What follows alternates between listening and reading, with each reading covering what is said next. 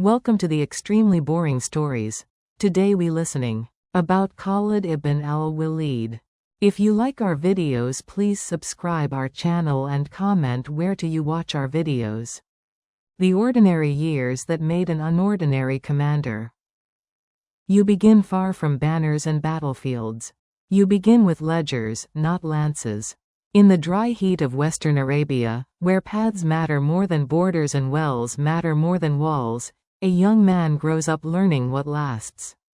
He learns distances before doctrines, and faces before flags.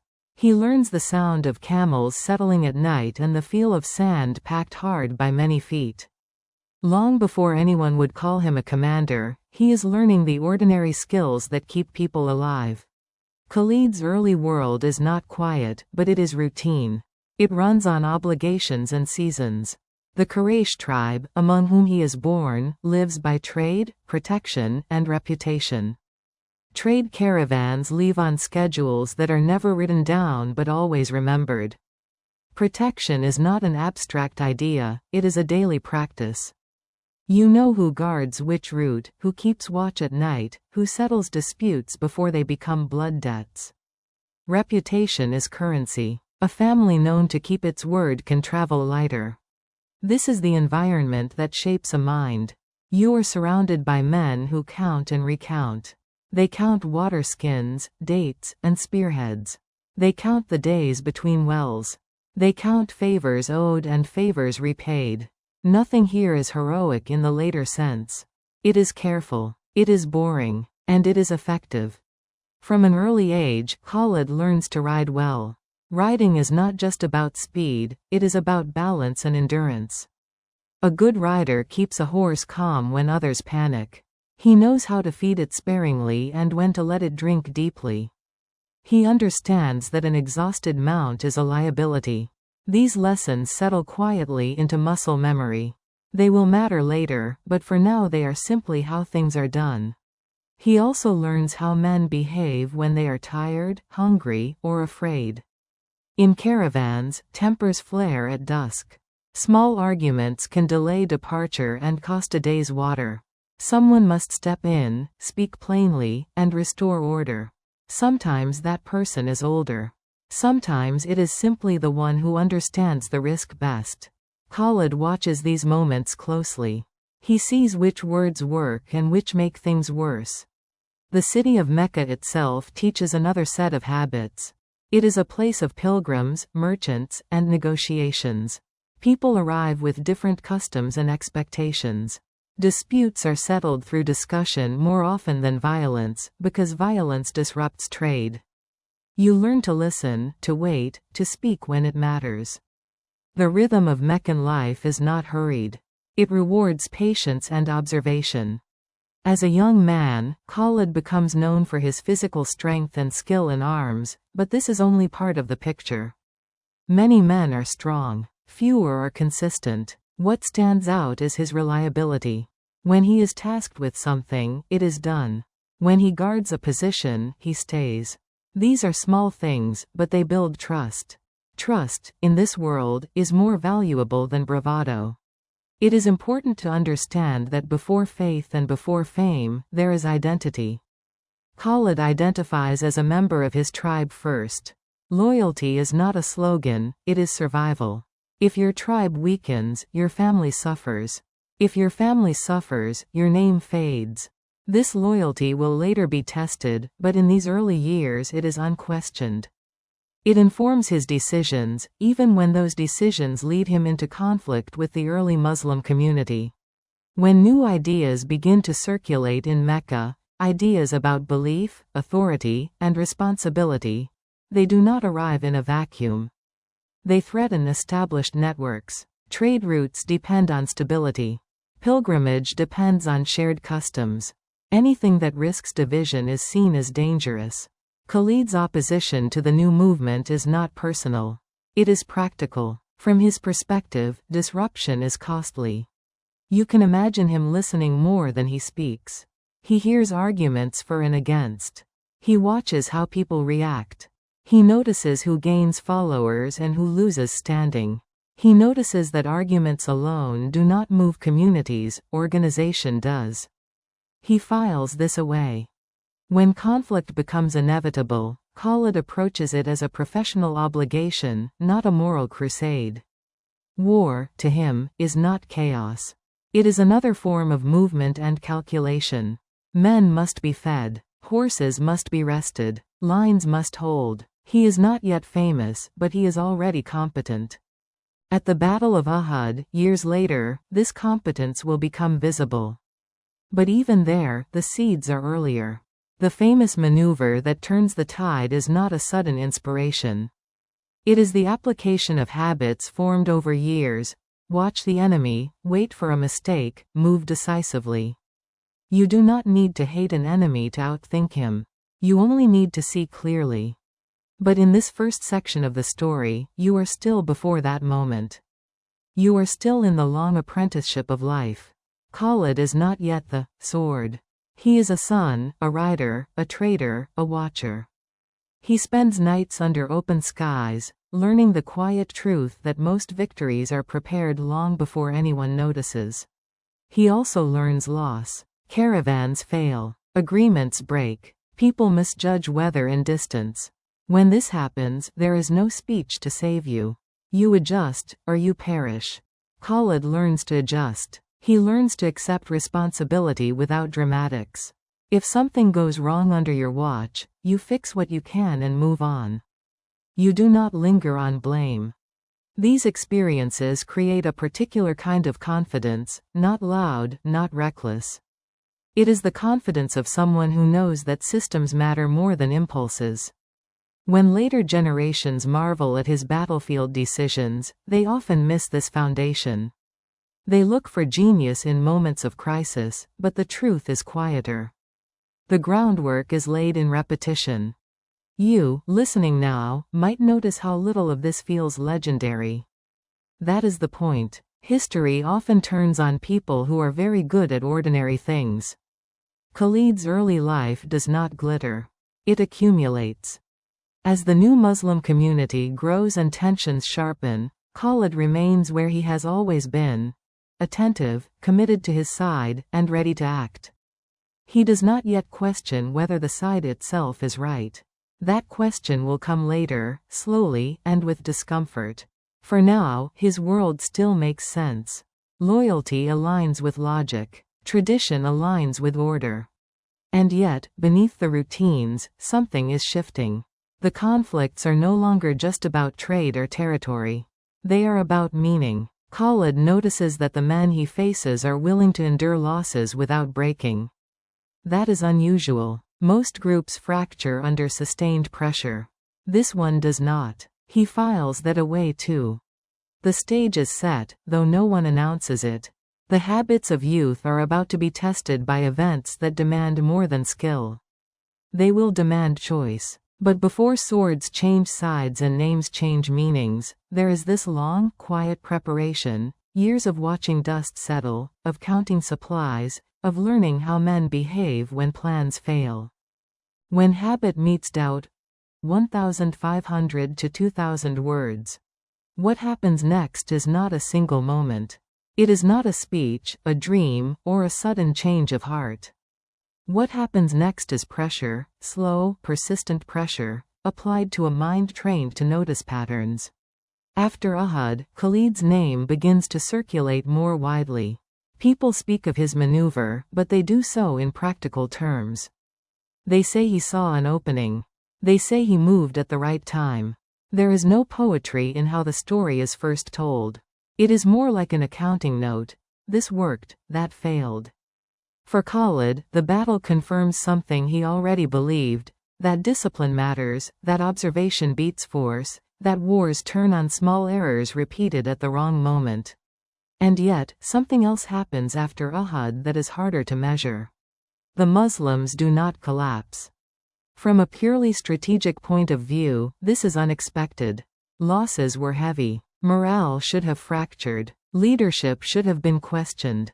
Instead, the group absorbs the blow and continues. Not recklessly, not blindly, but steadily. This is not how most defeated forces behave. Khalid notices. He notices that their command structure remains intact. He notices that orders continue to be followed. He notices that disputes are contained rather than spreading. These are not signs of desperation. These are signs of internal coherence. For a man trained to read systems, this matters. Life returns to its routines, but the routines feel thinner now. Trade resumes. Meetings continue. Yet the certainty Khalid once felt about the inevitability of his side's position begins to erode, not emotionally, but intellectually. He starts to compare outcomes, not intentions. He compares resilience, not rhetoric. You should imagine him sitting quietly during discussions, listening more than before. He hears the same arguments repeated, but repetition does not strengthen them. It weakens them. He sees leaders rely increasingly on tradition rather than results. That, too, is a warning sign. Still, he does not rush. Khalid is not impulsive. If anything, he delays. He waits for evidence that will justify change, because change is costly. To leave one's group in this world is to accept real danger, loss of protection, suspicion, even death. You do not do this lightly.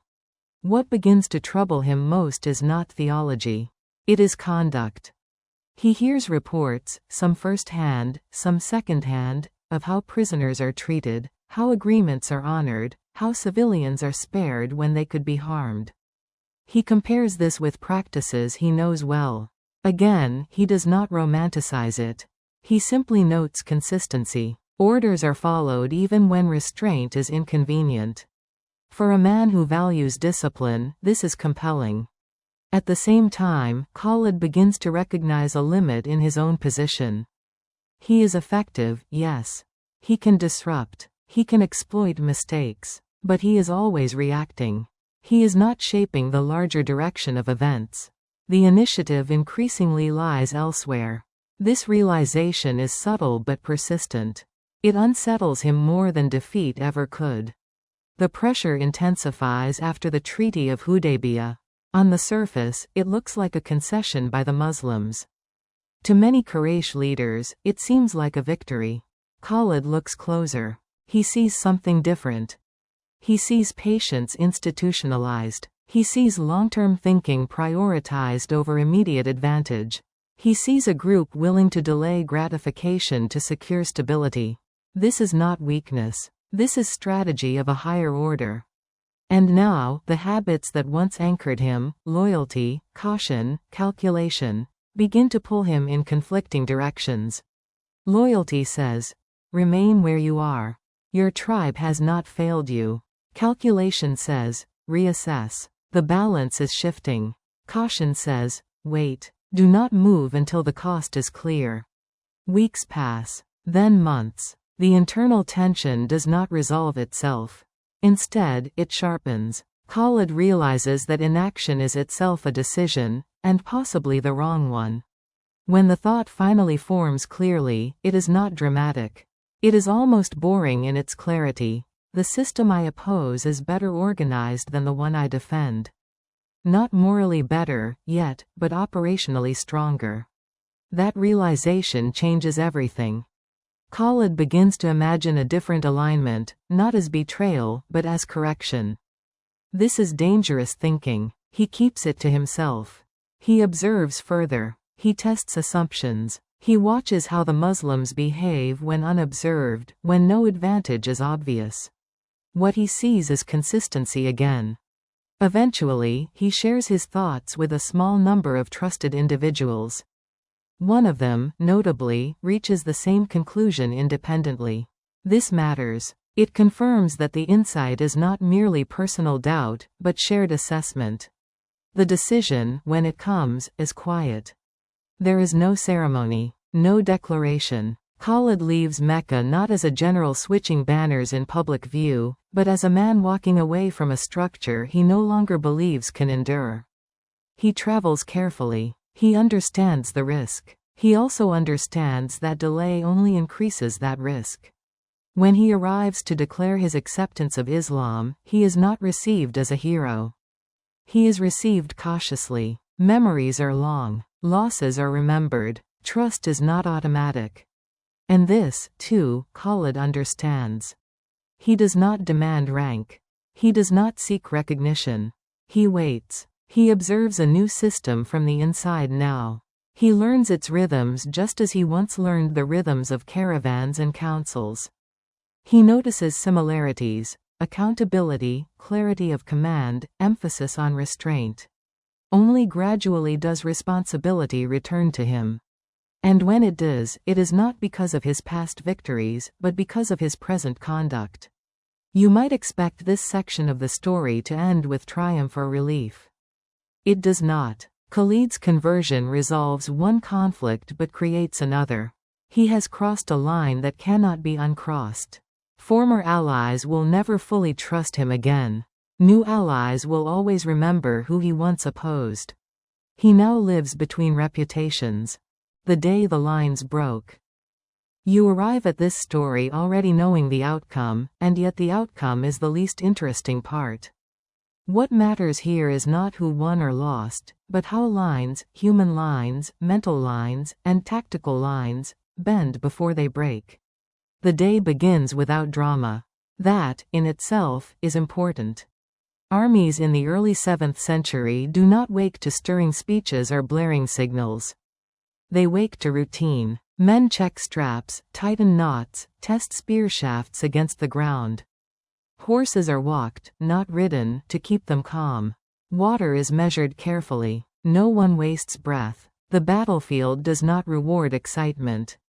At Uhud, the terrain already shapes the thinking of both sides. You have a mountain at the back, open ground ahead, and a narrow space where movement can be controlled, or lost. This is not a place for improvisation. It is a place where plans either hold or unravel slowly. The Muslim force takes a defensive posture. Archers are placed on elevated ground with a clear instruction: do not move. This is not a suggestion. It is the kind of order that exists precisely because people are tempted to break it. The commanders know human nature. They know that victory invites disorder. Across the field, Khalid ibn al-Walid does not rush. He does not test the line immediately. He watches. He rides the perimeter, not dramatically, but methodically. He notes spacing. He notes timing. He notes where attention drifts. This is where the story becomes boring in the most important way. Nothing happens for a long time. Clashes occur in the center. Noise rises and falls. Dust clouds obscure sightlines. From a distance, it all looks chaotic, but Khalid knows better. He is not looking at the center. He is looking at the edges. Edges are where systems fail. He notices that the archers are disciplined at first. They hold position. They follow orders. But discipline is not a permanent state. It is a condition that must be constantly renewed. The longer it is tested, the more likely it is to crack. Victory begins to tilt toward the Muslims. From the archer's vantage point, it looks decisive. Enemy lines appear to retreat. Equipment is left behind. The temptation appears. The battle is over. This is the moment Khalid is waiting for. Not because he knows what will happen, but because he knows what often happens. People reinterpret orders once they believe conditions have changed. They tell themselves that the instruction no longer applies. They justify movement as initiative, not disobedience. And slowly, too slowly for the eye to catch all at once, the archer line thins. A few men step down. Then a few more. They want spoils. They want confirmation of victory. They want to be part of the ending, not stranded in the middle. Khalid sees it. He does not charge immediately. That would alert them. He confirms the pattern. He watches for consistency. He waits until the position is no longer defensible. Then he moves. This movement is not dramatic either. It is controlled, angled, precise. Cavalry swings around the exposed flank, climbing ground that was previously lethal to approach. The path exists only because the order was broken. Khalid does not create the opening. He accepts it. What follows is confusion, not slaughter. The Muslim force is attacked from a direction they had secured earlier. Lines that were stable now bend. Communication breaks down. Men turn to face a threat they did not expect. The formation loses coherence. This is what it means when lines break. Not that men flee immediately, but that coordination fails. Each individual still fights, but the collective no longer moves as one. Orders arrive too late or not at all. The battlefield fragments into isolated struggles. Khalid presses the advantage, but not blindly. He knows that panic is contagious, but so is resistance. He applies pressure where it compounds confusion and avoids overextension. His aim is not destruction. It is reversal. By the time the fighting subsides, the field tells a different story than it did hours earlier. What looked like victory has turned into loss. What looked secure has proven fragile. And yet, from Khalid's perspective, something feels unfinished. He has won tactically, but the enemy has not dissolved. They withdraw, reorganize, and endure. This troubles him more than it satisfies him. A truly broken system does not recover so quickly. Later accounts will dramatize this day. They will speak of heroism, tragedy, and fate. But standing there afterward, Khalid would have seen something quieter, a single point of failure exposed by ordinary human behavior. This is not an insult. It is an observation. The archers did not act out of malice or cowardice. They acted out of assumption. They assumed the battle had moved past them.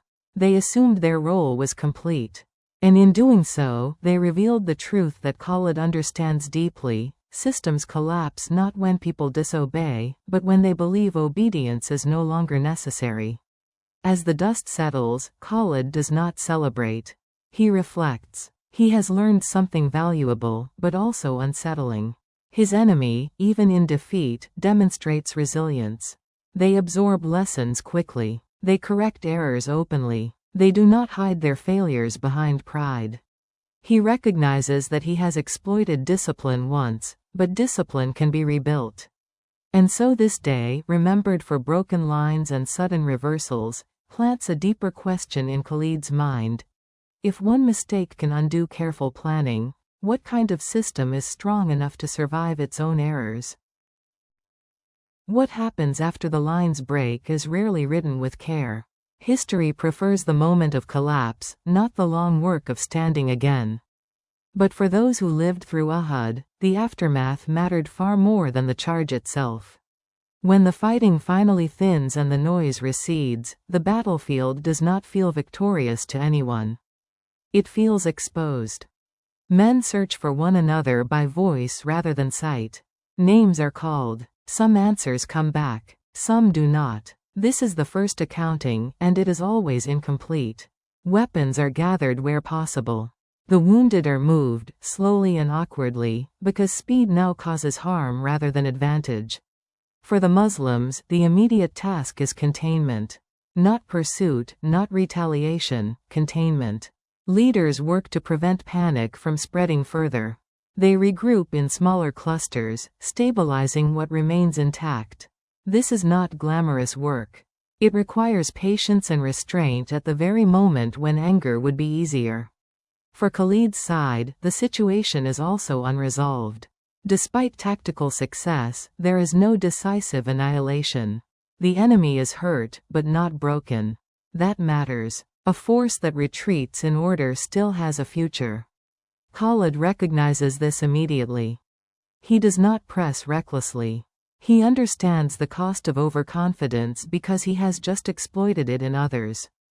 Instead, he consolidates. He ensures his cavalry remains intact.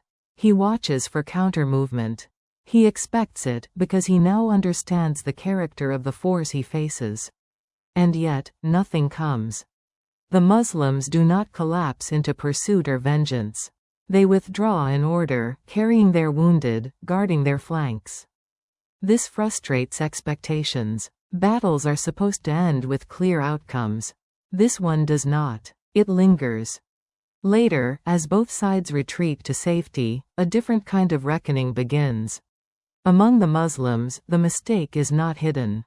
It is discussed openly. Orders were given. Orders were not followed. The consequences were severe. This clarity is uncomfortable, but it is also corrective.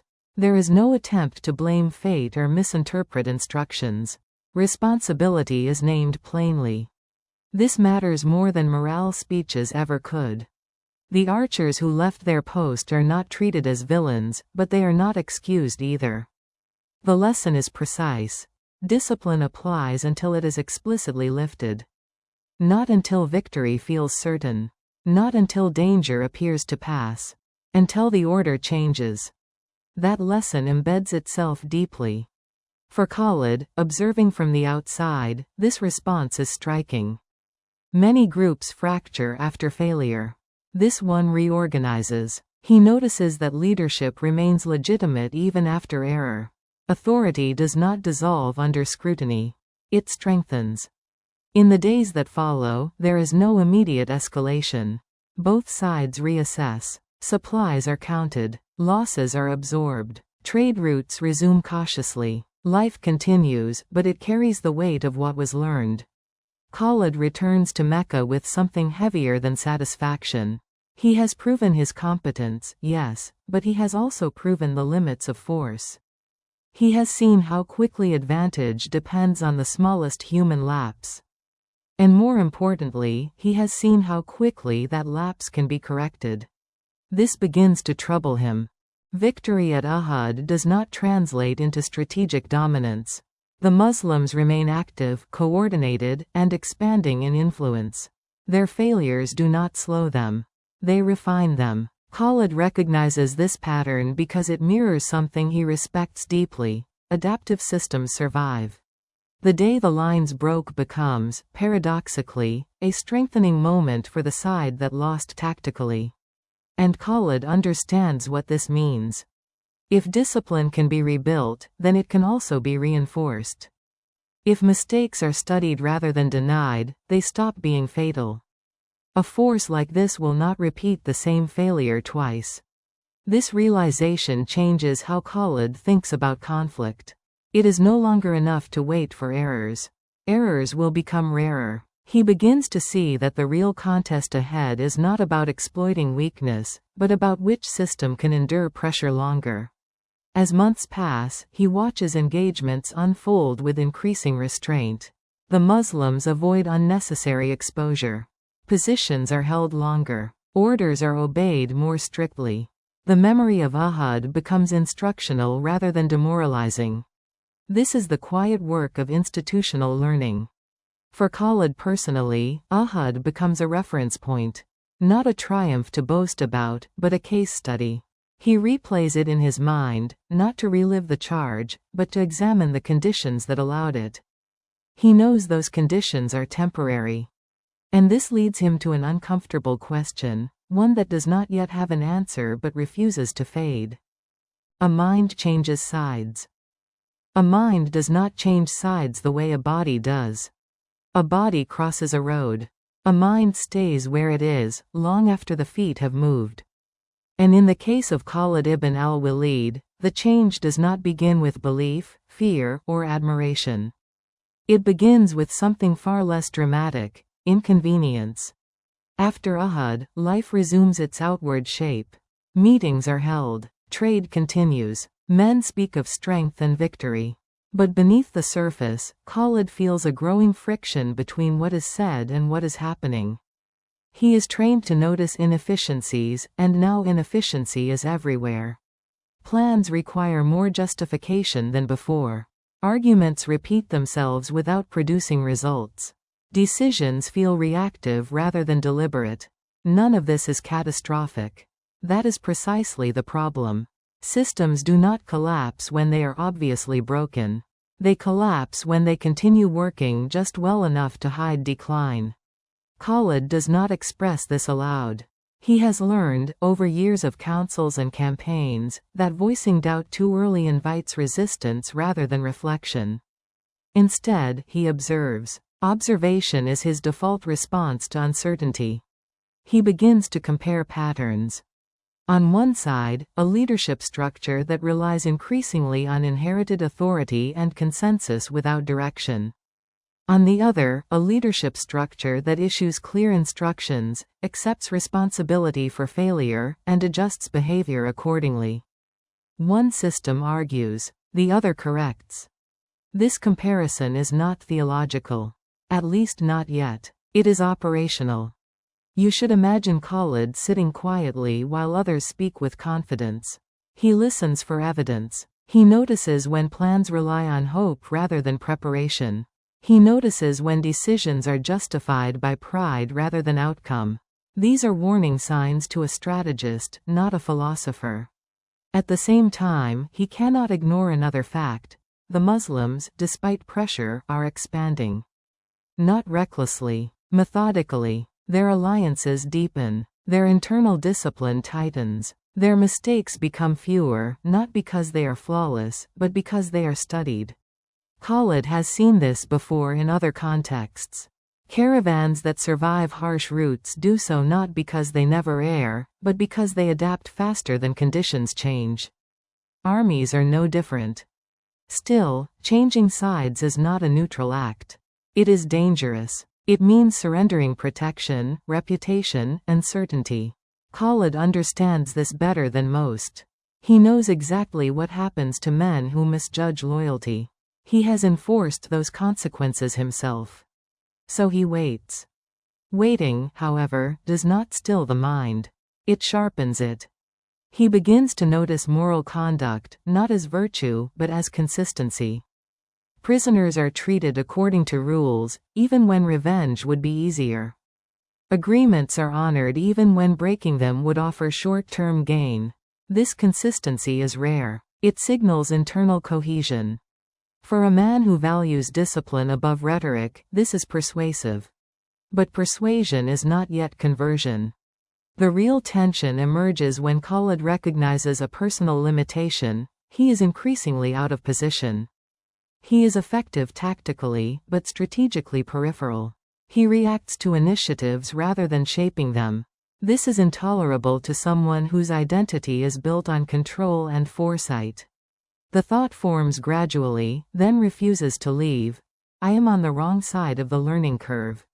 That realization is deeply unsettling. It suggests that future conflicts will not offer the same openings as Uhud. It suggests that patience, not force, will decide the outcome. And Khalid knows which side has institutionalized patience. He does not seek reassurance. He seeks confirmation. Quietly, he tests assumptions. He speaks with individuals rather than councils. He listens for dissent and how it is handled. He watches how decisions are made when no one is watching. He observes restraint under provocation. The pattern holds. At some point, no source records the exact day. The decision shifts from abstract possibility to practical question. How would this even be done? This is when the weight becomes real. Leaving Mecca is not just a physical departure. It is a severing of guarantees. Khalid would no longer be protected by the reputation he helped build. He would be vulnerable to suspicion from both sides. Former allies would see betrayal. New allies would see risk. And yet, delay no longer feels safer than movement. What finally pushes him forward is not fear of defeat, but certainty of stagnation. Remaining where he is means committing to a structure that resists adaptation. Khalid has no patience for systems that cannot learn.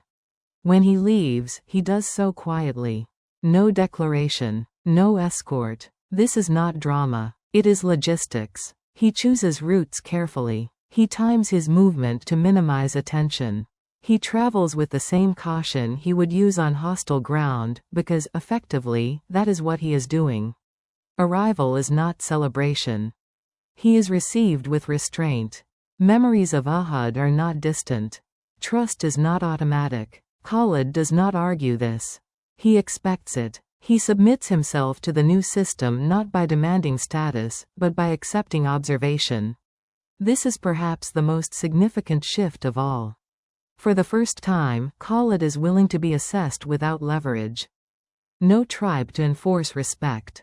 No reputation to command obedience. Only conduct. Only consistency. He watches again. From the inside now. He notices familiar patterns, clarity of orders, defined responsibility, consequences without cruelty. He recognizes the same discipline he values, only applied more broadly, more evenly. But something remains unresolved. Khalid has changed sides in body. His mind, however, is still adjusting. He knows that others will question his motives. He knows that some will never trust him fully. He accepts this as cost, not injustice. What he does not yet know is whether his skills, honed for years in opposition, can be fully integrated into a system that values restraint as much as effectiveness. And so the section ends not with certainty, but with tension. Because the question now is no longer why he changed sides, but something more difficult. For Khalid ibn al-Walid, the days after his acceptance of Islam are quieter than any battlefield he has known, yet far more demanding. There is no banner raised for him. No command offered. No acknowledgement of past skill beyond cautious courtesy. This is intentional, though no one explains it aloud. He is being observed. Not in the sense of suspicion alone, but in the deeper sense of evaluation. How does he behave when he is not needed? How does he respond when decisions are made without him? Does he push forward, or does he wait? These questions matter more than his past victories ever could. Khalid understands this almost immediately. He has tested others the same way. Trust, in disciplined systems, is not granted by declaration. It is earned through predictability. So he waits. Waiting is harder than fighting. In battle, instincts guide the body. In waiting, the mind must stay still. Khalid does not interrupt counsels. He does not offer unsolicited advice. When asked, he answers directly and briefly. When not asked, he listens. This restraint is noticed. The Muslim community at this time is not large, but it is structured. Roles are clear. Authority flows through defined channels.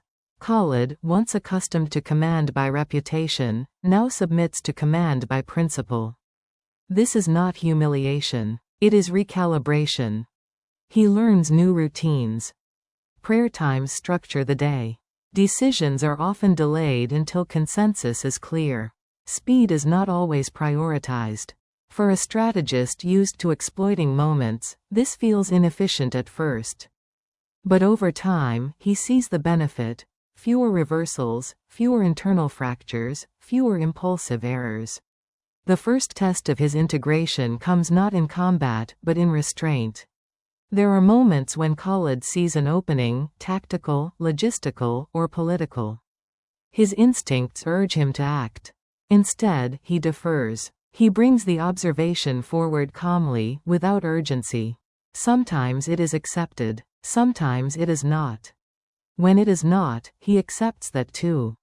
This is crucial. A man who argues every decision reveals that he has not truly joined the system, he is only tolerating it.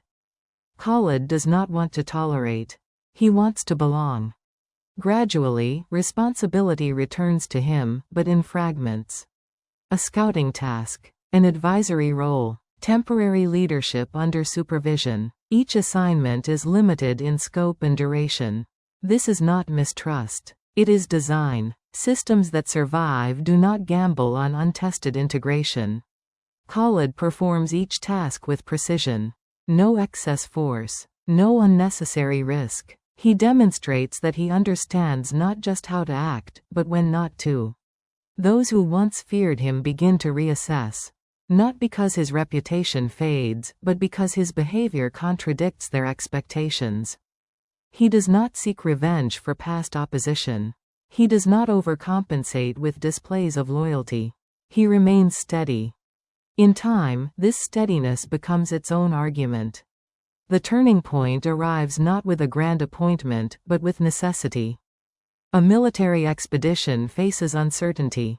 Terrain is unfamiliar. Intelligence is incomplete. Speed matters, but recklessness would be fatal. Someone must take responsibility.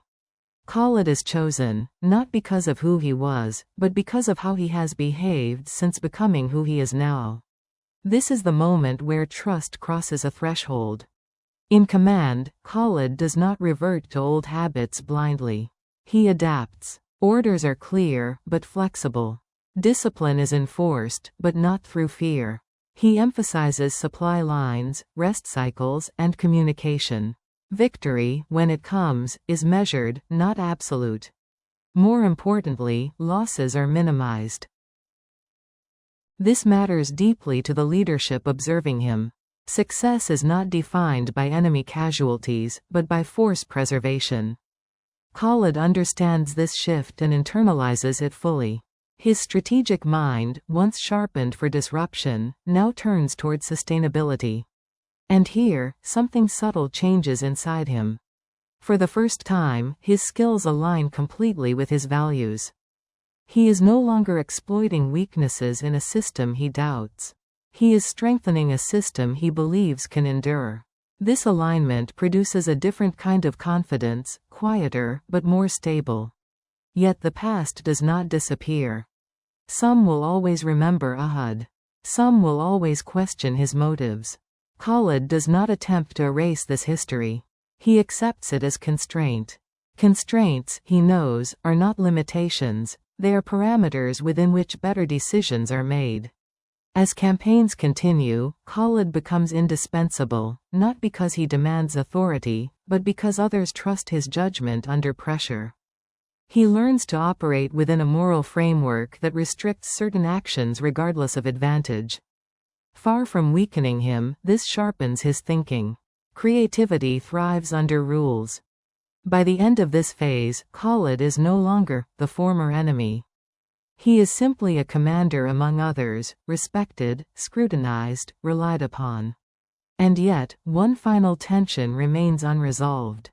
He has proven loyalty. He has proven competence. But he has not yet been tested under the highest possible pressure, where failure would not merely cost lives, but define legacy. That test is coming. Because changing sides is only the beginning. The true measure of a transformed mind is not whether it can adapt in peace, but whether it can uphold its new principles when survival itself is at stake. And the question that lingers, quietly but insistently, is this. Marches without drums. Section 1. How armies move when no one is watching. 1,500 to 2,000 words. When people imagine history, they imagine noise. They imagine drums, banners snapping in the wind, men shouting orders that echo across valleys. But most of history moves without sound. Most power advances quietly, step by step, with no one watching closely enough to remember it later. This story is about those movements. By the time Khalid ibn al-Walid begins to gain regular responsibility within the Muslim army, he has already learned something crucial. Battles are decided long before swords touch.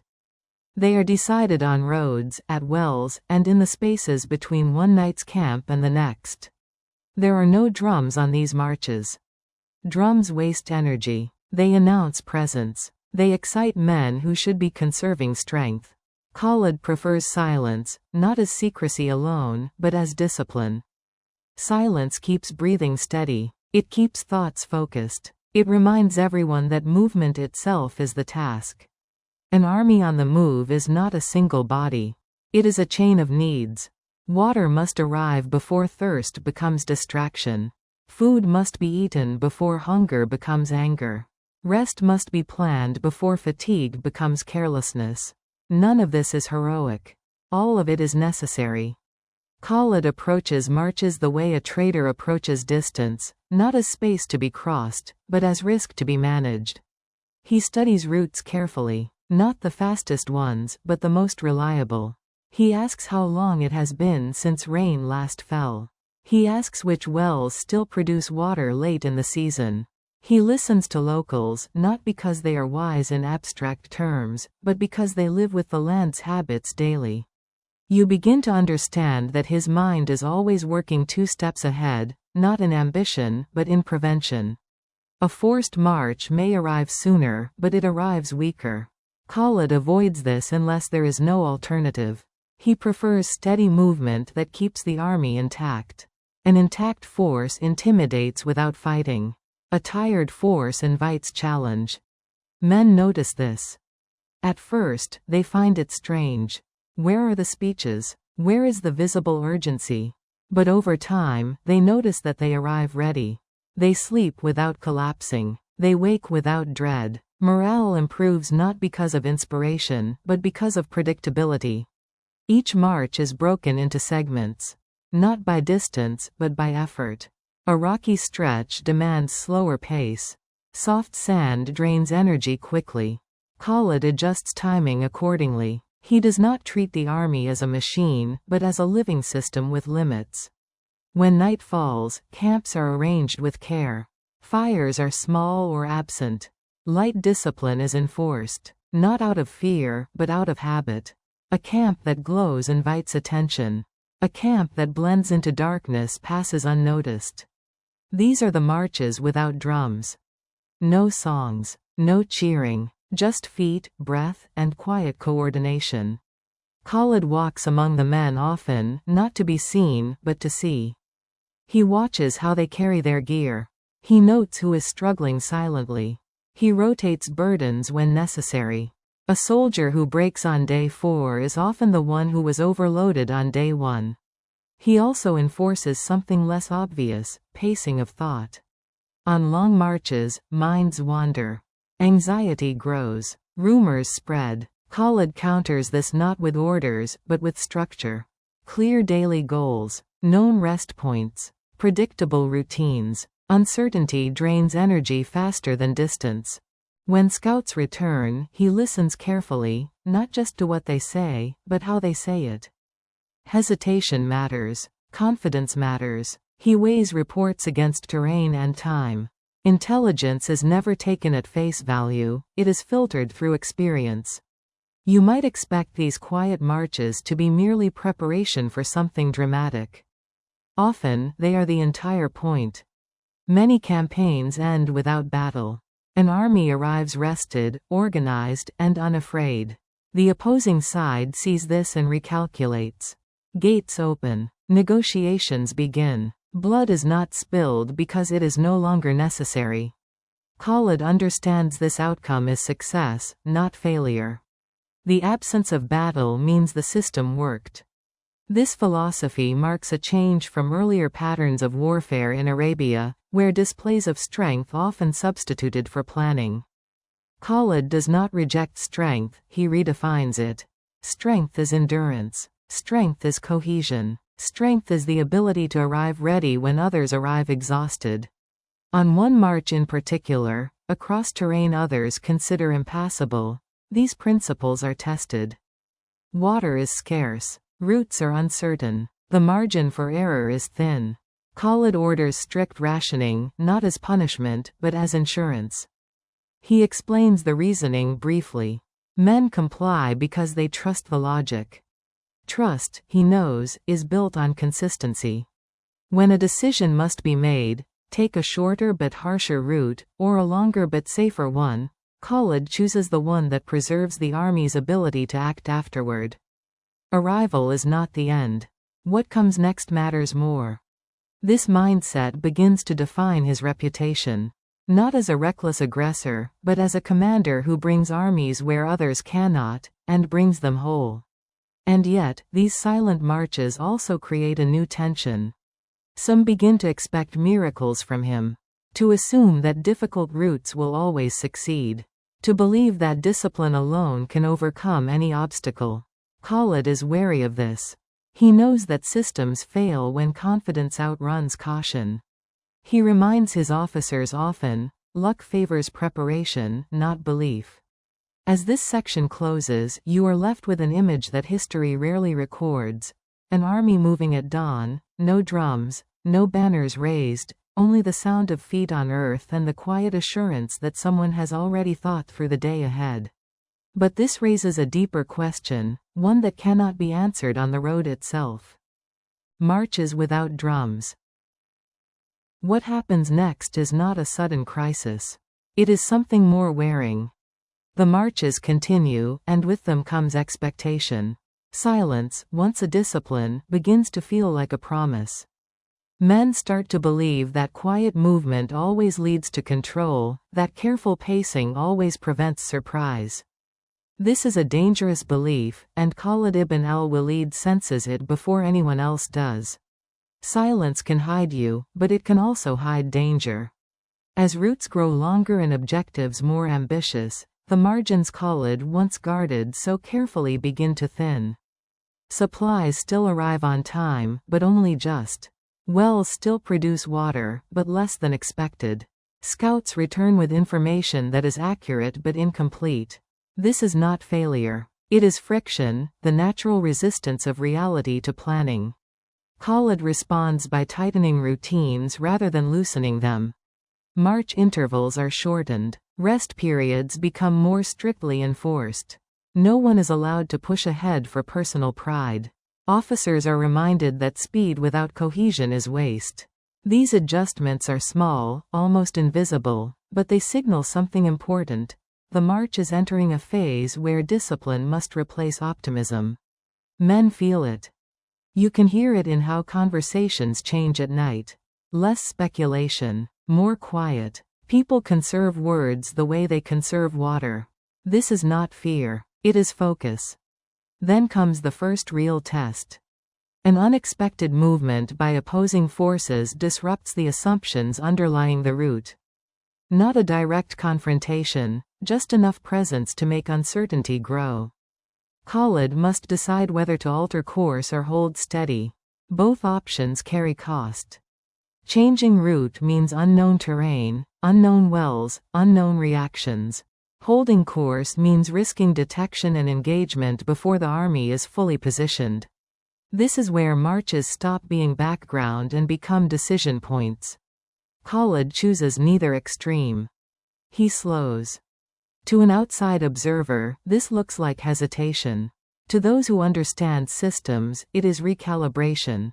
Slowing allows scouts more time. It allows the rear to close gaps. It allows the army to remain a single unit rather than a stretched line. Some officers question this quietly. Khalid hears them. He does not rebuke them. He explains once, briefly, arriving intact is more important than arriving first. He does not repeat it. Repetition weakens authority. The enemy does not attack. That, too, is information. Khalid interprets the absence of engagement carefully. It suggests uncertainty on the other side. Perhaps they expected haste. Perhaps they expected fatigue. Instead, they see patience. The march resumes, but now under a different condition. Silence is no longer about concealment alone. It is about signaling control. An army that does not rush invites caution in others. Still, not all pressure comes from outside. Internal strain builds quietly. Feet blister. Tempers shorten. Minor injuries accumulate. Khalid responds with rotation. Men who marched at the front move back. Loads are redistributed. Rest is enforced even when men insist they can continue. This is unpopular in the moment. It pays off later. At one point, a detachment falls behind. The temptation is to push forward and deal with it later. Khalid refuses. He halts the column. Time is lost. Frustration rises. But the detachment rejoins intact. This decision prevents something worse, fragmentation. A fragmented army is loud, vulnerable, and reactive. Khalid will not allow the march itself to create the very weakness it is meant to avoid. When night falls, camps are set differently now. Not just hidden, but layered. Perimeters are adjusted. Watches overlap slightly. Khalid expects probing, not attack. He prepares for interruption rather than surprise. Nothing happens. This, paradoxically, is exhausting. Anticipation drains energy faster than action. Khalid compensates by tightening the next day's structure. Predictability becomes a form of rest. Over time, something changes in how the army moves. Men begin to regulate themselves. They pace their steps without being told. They manage their own water more carefully. Discipline spreads laterally, not just vertically. This is the sign Khalid has been working toward all along. An army that disciplines itself does not need constant correction. When the objective finally comes into view, whether a city, a position, or a strategic junction, the army arrives not triumphant, but composed. No rush to engage, no shouting. The presence alone alters the situation. Negotiations become possible. This is one of the least celebrated outcomes of such marches, and one of the most important. Many conflicts end not because one side is destroyed, but because one side arrives clearly capable of continuing indefinitely. Exhaustion negotiates faster than threats. Khalid understands this deeply. He does not rush to force a conclusion. He allows time to do its work. Time, when properly managed, becomes pressure. Yet even here, restraint has a cost. Some grow restless. They equate action with progress. Khalid resists this mindset. He has seen too many victories undone by impatience. He knows that silence is hardest to maintain when success feels close. This section of the story ends not with battle, but with containment. The march has done its work. The army is positioned. Options are open. Losses are minimal. But now, the situation demands something different. Silence has brought them here, but silence cannot resolve everything. Soon, decisions will need to be visible. Orders will need to be immediate. Movement will need to be fast rather than steady. And the unresolved question lingers at the edge of the camp, unspoken but understood. Muta, measured steps. Most histories are uncomfortable with retreats. They prefer advance, conquest, and resolution. Retreat feels unfinished, like a sentence cut short. And yet, if you look closely, you will find that entire civilizations survive because someone knew when not to press forward. This story begins with imbalance. At Muta, nothing is equal. Not numbers, not terrain, not expectations. A relatively small Muslim force faces a much larger Byzantine-aligned army and its allies. This is not a misunderstanding. Everyone present knows the disparity. The question is not whether the enemy is strong, but whether survival itself can be organized. Before Khalid ibn al-Walid enters this story as a central figure, others already fall. Command passes from one leader to the next, not because of panic, but because death is relentless.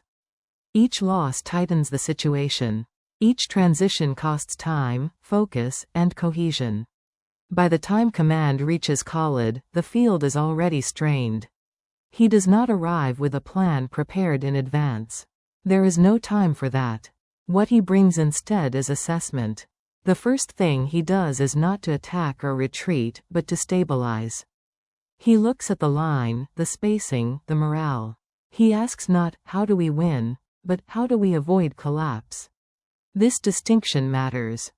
Winning requires advantage. Avoiding collapse requires structure. Khalid understands that in moments of extreme imbalance, the first duty of command is preservation. Dead armies do not learn. Living ones do. He orders small adjustments, not dramatic shifts that would signal weakness, but controlled movements that reduce exposure. Units rotate. Pressure is redistributed. No single segment of the line is allowed to absorb continuous force. This slows losses. It also buys time. Time is the most valuable resource on this field. As fighting continues, Khalid begins to think beyond the immediate exchange.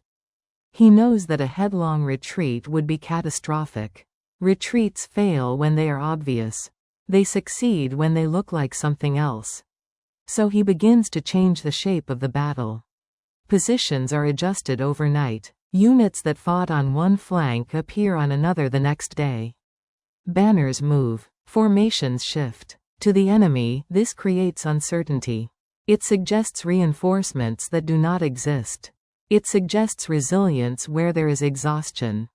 This is not deception for glory. It is deception for survival. The enemy hesitates. Not because they fear defeat, but because they fear miscalculation. Large forces are cautious when outcomes are unclear. Khalid uses this caution deliberately. Every moment of hesitation is another moment his army remains intact. You might expect urgency in his orders. There is none. Orders are clear, brief, and unemotional. Emotion accelerates mistakes. Khalid keeps his voice level. He understands that fear spreads faster than information. Calm must be enforced from the top down. Men begin to realize what is happening, not immediately, but gradually. They understand that they are no longer fighting for victory in the traditional sense. They are fighting to hold shape long enough to leave together. This is harder than charging forward. Forward motion simplifies choice. Holding position under pressure demands constant judgment. Khalid supplies that judgment. He watches where pressure concentrates and shifts resources accordingly. He treats the battlefield like a structure under stress, reinforcing weak points before they fail. At no point does he announce retreat. Instead, he shortens engagement. He limits exposure. He tests enemy reactions. He probes for exit paths, not with movement, but with observation. Retreat is planned like a march, not a flight. When withdrawal finally begins, it is incremental. Units disengage in sequence. Others cover. No one turns their back at once. The enemy sees movement, but not collapse. They press cautiously, uncertain whether pursuit will expose them to counterattack. Khalid counts on this uncertainty. He knows that disciplined withdrawal looks like confidence. Panic looks like opportunity. He allows the enemy neither. By the time the army fully disengages, something remarkable has happened. A force that should have been destroyed has preserved its cohesion. Losses are real, but annihilation has been avoided. The army returns not triumphant, but alive. Later generations will argue about whether Muta was victory or defeat. Khalid would likely find the debate unhelpful. The outcome that mattered was simpler: the army survived to fight again. This reframes the meaning of command. At Muta, Khalid does not prove brilliance through conquest. He proves it through restraint. He demonstrates that leadership is not measured only by how much ground is taken, but by how many lives are brought home. And yet, this achievement creates an uncomfortable legacy. Some will see caution where others see wisdom. Some will mistake survival for lack of courage. Khalid knows this risk. He accepts it. Reputation is secondary to outcome. As the survivors move away from the field, carrying their wounded and their memories, the weight of what has happened settles in slowly. They have faced overwhelming force and endured. They have learned that not every battle is meant to be finished. But this leaves a question hanging in the air, unresolved and uneasy. Armies know how to process victory. They struggle with survival.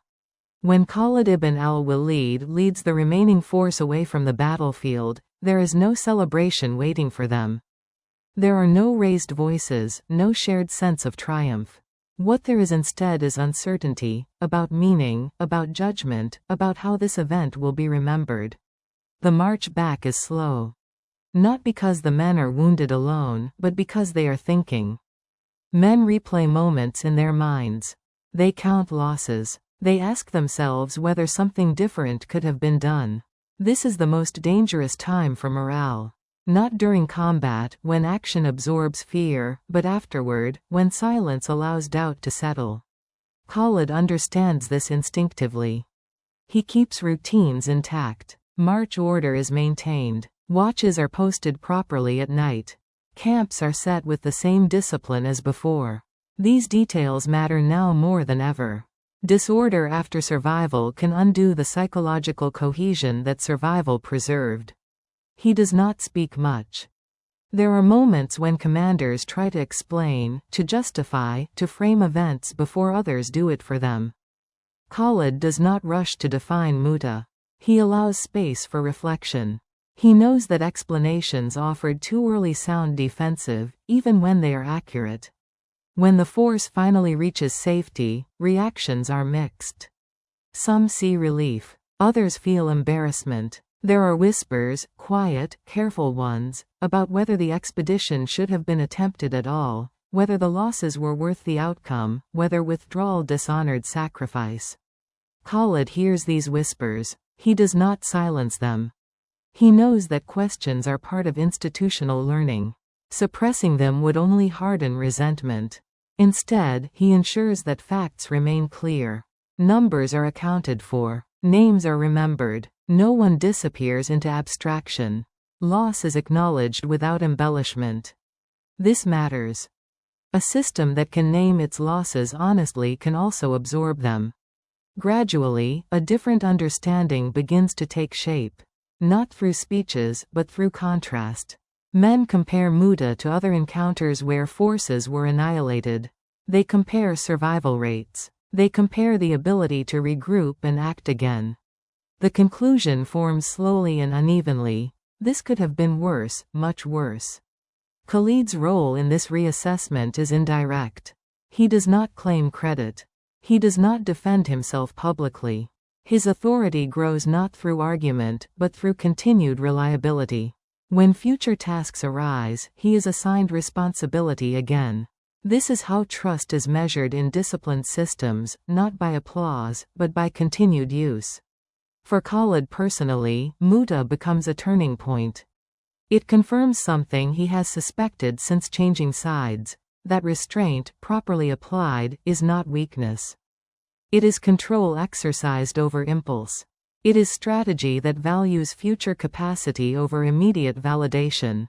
He begins to see his role more clearly now, not as a seeker of decisive moments, but as a manager of risk. This reframing shapes how he approaches everything that follows. Campaigns are planned with exit strategies built in. Engagements are entered with clear criteria for disengagement. Victory is no longer defined solely by enemy losses, but by force preservation and political outcome. Some admire this. Some do not. There are always those who prefer certainty, even when it is destructive. Khalid knows this tension will never disappear. He accepts it as part of leadership. A commander cannot control how history will simplify his actions. But he can control how systems respond to pressure. In the months after Muta, Khalid is tested again and again, not always in battle, but in planning. He is asked to advise on routes others avoid. He is asked to estimate risk honestly, not optimistically. He is asked to make recommendations that may disappoint those seeking quick results. He does so consistently. And consistency, over time, does what heroics cannot. It builds confidence in outcomes rather than personalities. Muta also changes how others fight alongside him. Men learn that survival under his command is not accidental. They learn that if he orders withdrawal, it is because he sees something they do not because he fears engagement. This trust becomes operational. Orders are followed faster. Adjustments are accepted with less resistance. An army that trusts retreat can also advance more confidently. Yet one unease remains. Muta has proven that Khalid can preserve an army under overwhelming pressure. It has not yet proven whether he can do the opposite under similar pressure, whether he can decide when restraint must end and decisive action must begin. That test has not yet come. History, which often rewards clear endings, is still undecided about him. Is he the man who saves armies, or the man who ends wars? Is he defined by survival, or by victory? As the memory of Muta settles into record and rumor, Khalid continues his work quietly, aware that restraint earns trust slowly, and decisive action spends it quickly. And so the unresolved question lingers, shaping the path ahead. An army learns to breathe. Armies, like people, can hold their breath for only so long. At first, holding breath feels like strength. Muscles tighten, focus sharpens, movement becomes deliberate. But if the breath is never released, the body begins to fail. Judgment narrows. Small stresses feel unbearable. Eventually, collapse comes, not from attack, but from exhaustion. This story is about the moment an army learns that survival is not just about endurance, but about rhythm. After Muta, the Muslim army does not rush toward the next confrontation. There is no dramatic pivot, no sudden escalation meant to compensate for earlier restraint. Instead, something quieter happens. The army slows down, not in movement, but in structure. For Khalid ibn al-Walid, this phase is as demanding as any battlefield. There are no enemy lines to read, no flanks to secure. The challenge now is internal. How do you keep an army ready without keeping it tense? An army that remains permanently alert begins to hallucinate threats. Every sound feels urgent. Every delay feels dangerous. Khalid has seen this before, in caravans pushed too hard, in forces kept on constant edge. The result is always the same: mistakes multiply. So he begins with something simple and easily overlooked: rotation. No unit stays at the front for too long. No group bears the heaviest burden continuously. Duties are shared, not because fairness feels good, but because fatigue degrades performance unevenly. A tired soldier does not just slow himself down, he distorts the timing of everyone around him. This idea is not revolutionary, but it is applied systematically. March leaders rotate. Scouts change assignments. Even guards at night are cycled carefully so that exhaustion does not become habitual. Khalid watches patterns. He notices who recovers quickly and who does not. He adjusts roles accordingly, without comment. Men begin to notice something else too: permission to rest. Rest is not framed as weakness. It is scheduled, expected, enforced. Khalid understands that when rest must be begged for, discipline has already eroded. When rest is planned, discipline deepens. The army begins to move differently. Not faster, not slower, but smoother. Transitions become cleaner. Orders travel with less distortion. There is less shouting, because fewer emergencies are created by exhaustion. This is what it means to breathe.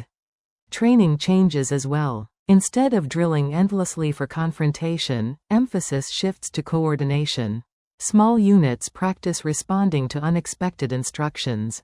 Signals are simplified. Redundancies are introduced, not to complicate command, but to protect it from single-point failure. Khalid is particularly attentive to the space between orders. Inexperienced commanders focus on issuing commands. Experienced ones focus on what happens after the command is given. Does confusion follow? Delay? Overreaction? These responses reveal whether the system is healthy. He begins to issue fewer orders. This is deliberate. Too many instructions create dependency. Khalid wants initiative within boundaries. He wants subordinates who understand intent, not just wording. This allows the army to adapt without waiting for permission. Adaptation, he knows, requires confidence. Confidence does not come from shouting or promises. It comes from repetition under manageable stress. Khalid introduces challenges gradually: night movements, unexpected changes en route, sudden halts. Each test is controlled. Each is followed by correction, not punishment. Mistakes are addressed quickly and specifically. No one is shamed publicly. The goal is improvement, not fear. Fear freezes initiative. Khalid cannot afford frozen minds. As weeks pass, something subtle but powerful takes shape. The army begins to self-regulate. Soldiers remind each other of pacing. Officers adjust spacing without being told. Fatigue is reported early rather than hidden. This is rare. Most armies reward silence about weakness. Khalid rewards accuracy. If someone is struggling, that information matters more than pride. An army that lies to itself about its condition is already defeated. You, listening now, might notice how unremarkable this all sounds. No dramatic speeches. No heroic tests. Just routine adjustments. That is exactly why it works. The army is learning to breathe. Inhale. Preparation, alertness, readiness. Exhale. Rest, release, recovery. Without both, strength becomes brittle. There are skeptics, of course. Some believe that constant pressure produces sharper warriors. Khalid does not argue with them. He lets outcomes speak. When their units falter first, the lesson becomes self-evident. Over time, the army's reputation shifts. Not as reckless or unstoppable, but as reliable. Reliable forces are harder to intimidate. They do not react excessively. They do not panic when plans change. They absorb shock and continue. This reliability begins to affect opponents even before contact. Scouts report not just numbers, but demeanor. The army looks rested. Movements are controlled. Camps are orderly. This changes calculations on the other side. Battles are avoided not because the army is feared for brutality, but because it appears capable of sustaining engagement longer than others can afford. Khalid considers this the highest compliment. And yet, there is a limit to breathing. No army can remain in preparation forever. At some point, breath must be held again, not out of panic, but out of necessity.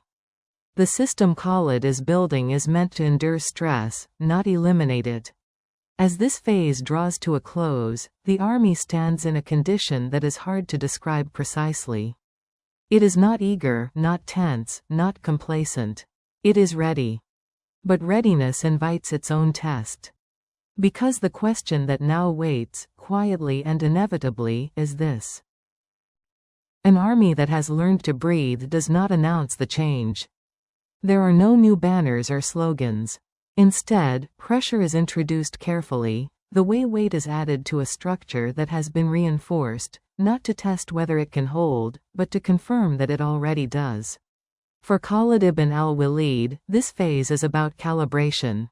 He knows that recovery without challenge produces softness, just as constant strain produces fracture. The question is not whether to apply pressure, but how to apply it without breaking rhythm. The first changes appear in timing. Orders come later than expected. Not delayed dangerously, but unpredictably. Units are asked to move at dusk instead of dawn, to halt earlier than planned, to resume later than comfortable. These variations are small, but they require attention. They prevent the army from settling into mechanical routine. Routine is useful. Rigidity is not. Khalid watches carefully how these changes ripple outward.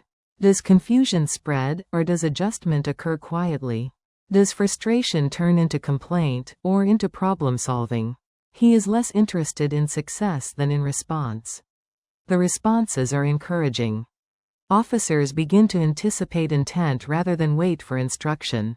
Small corrections are made without escalation. Communication becomes shorter and clearer. There is less need to raise voices because fewer things are going wrong at once. This is pressure without panic.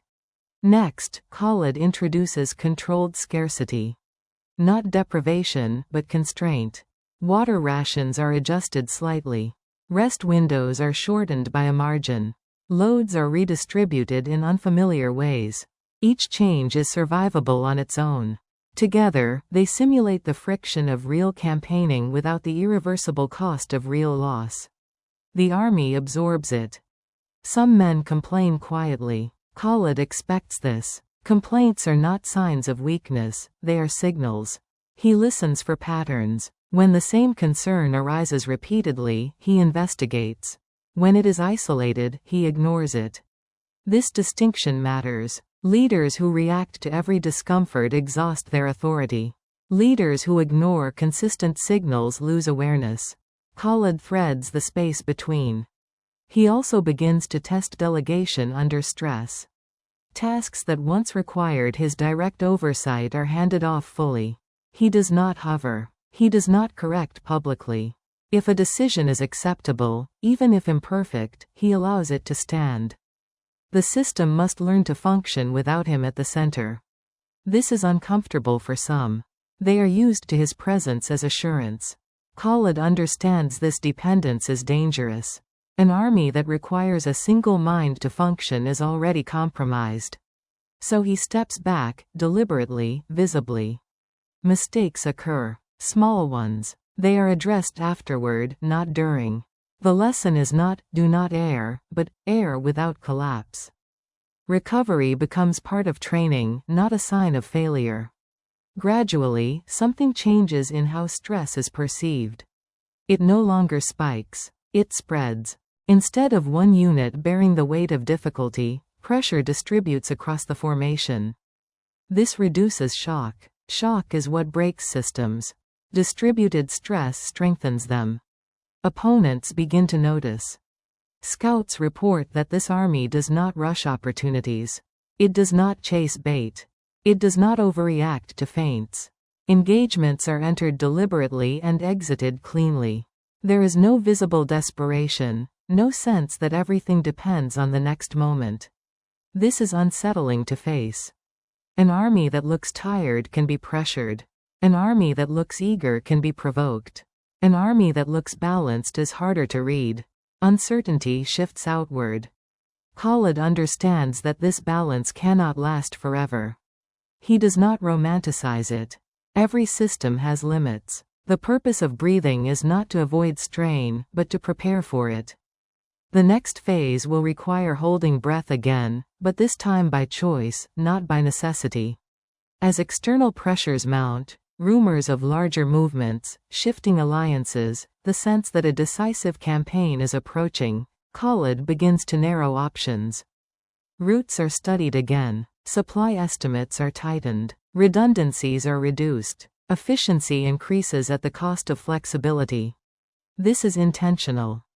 Flexibility is useful in preparation. In execution, clarity matters more. The army feels the shift before it is explained. The rhythm changes. Breathing slows. Movements become more deliberate. The space between orders tightens. Men understand what this means without being told. Something is coming.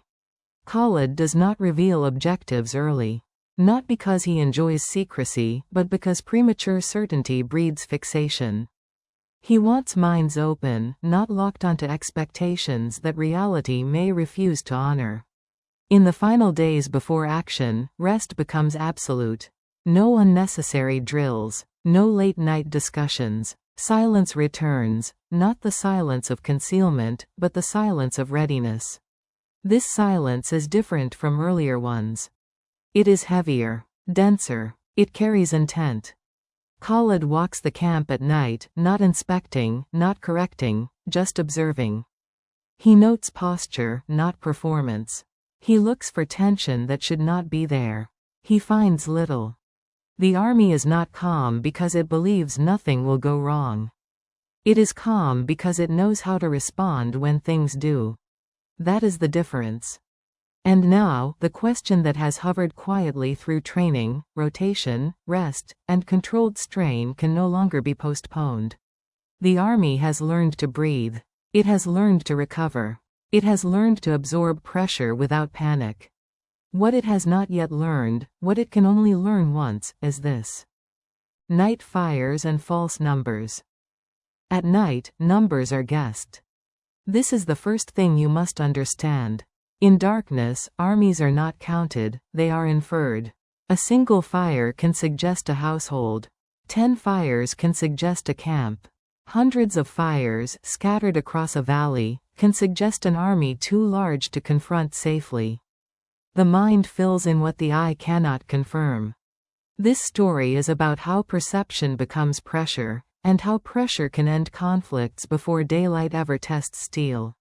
By the time Khalid ibn al-Walid begins to use night fires deliberately, he is no longer proving that he can win battles.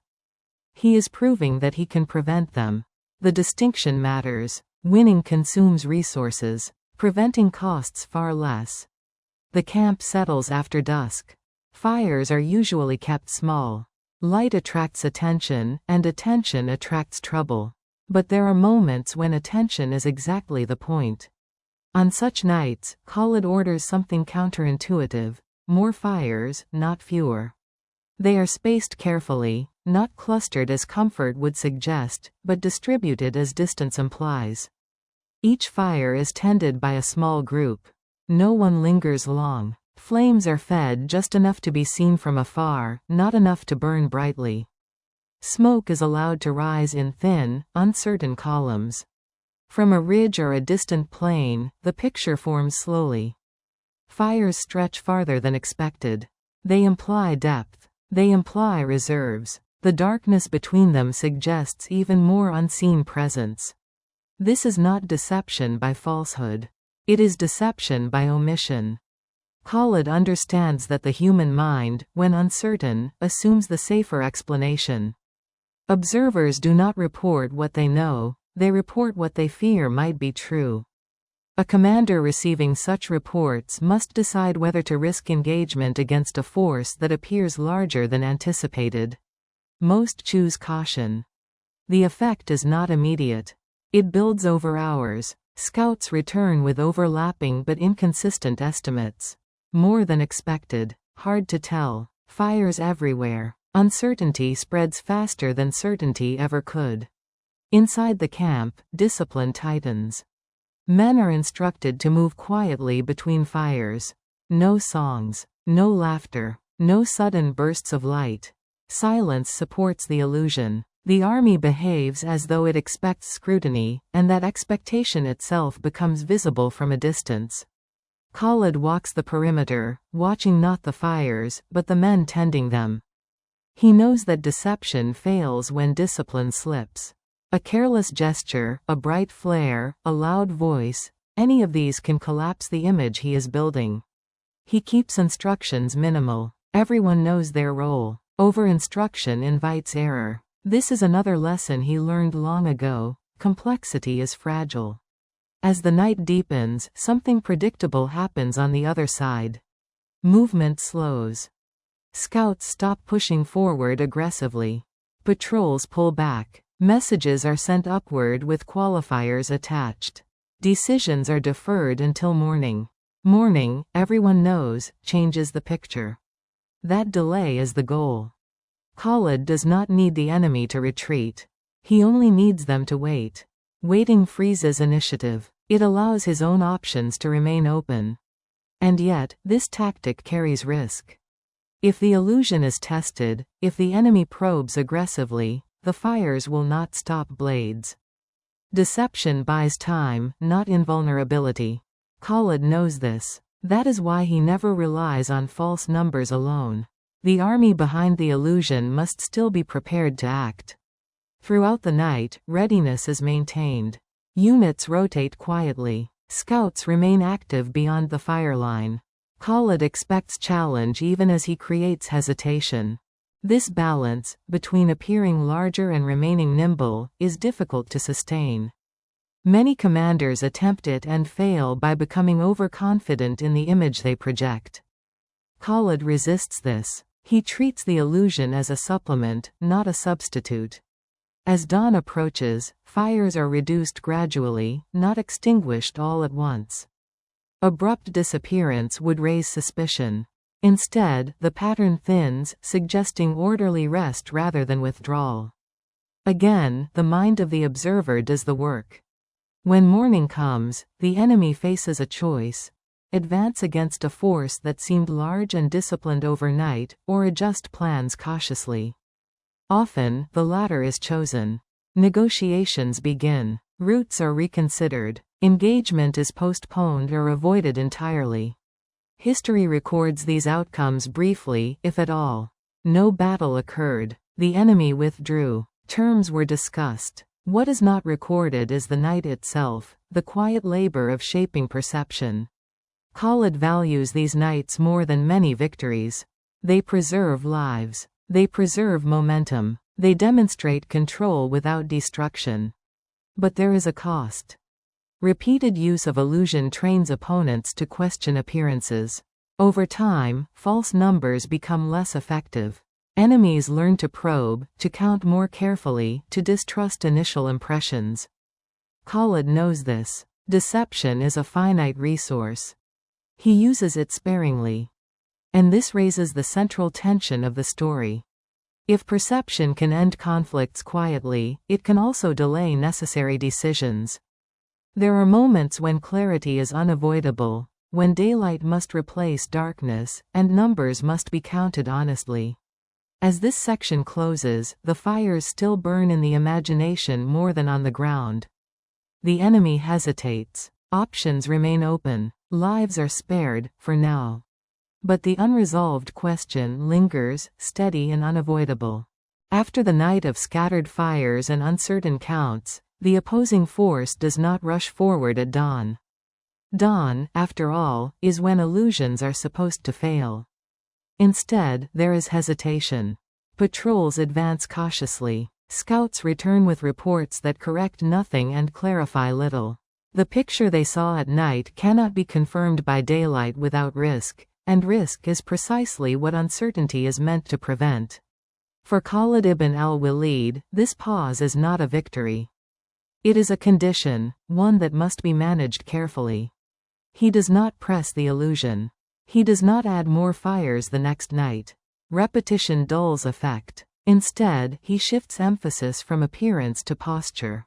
The army behaves as if it expects engagement but does not seek it.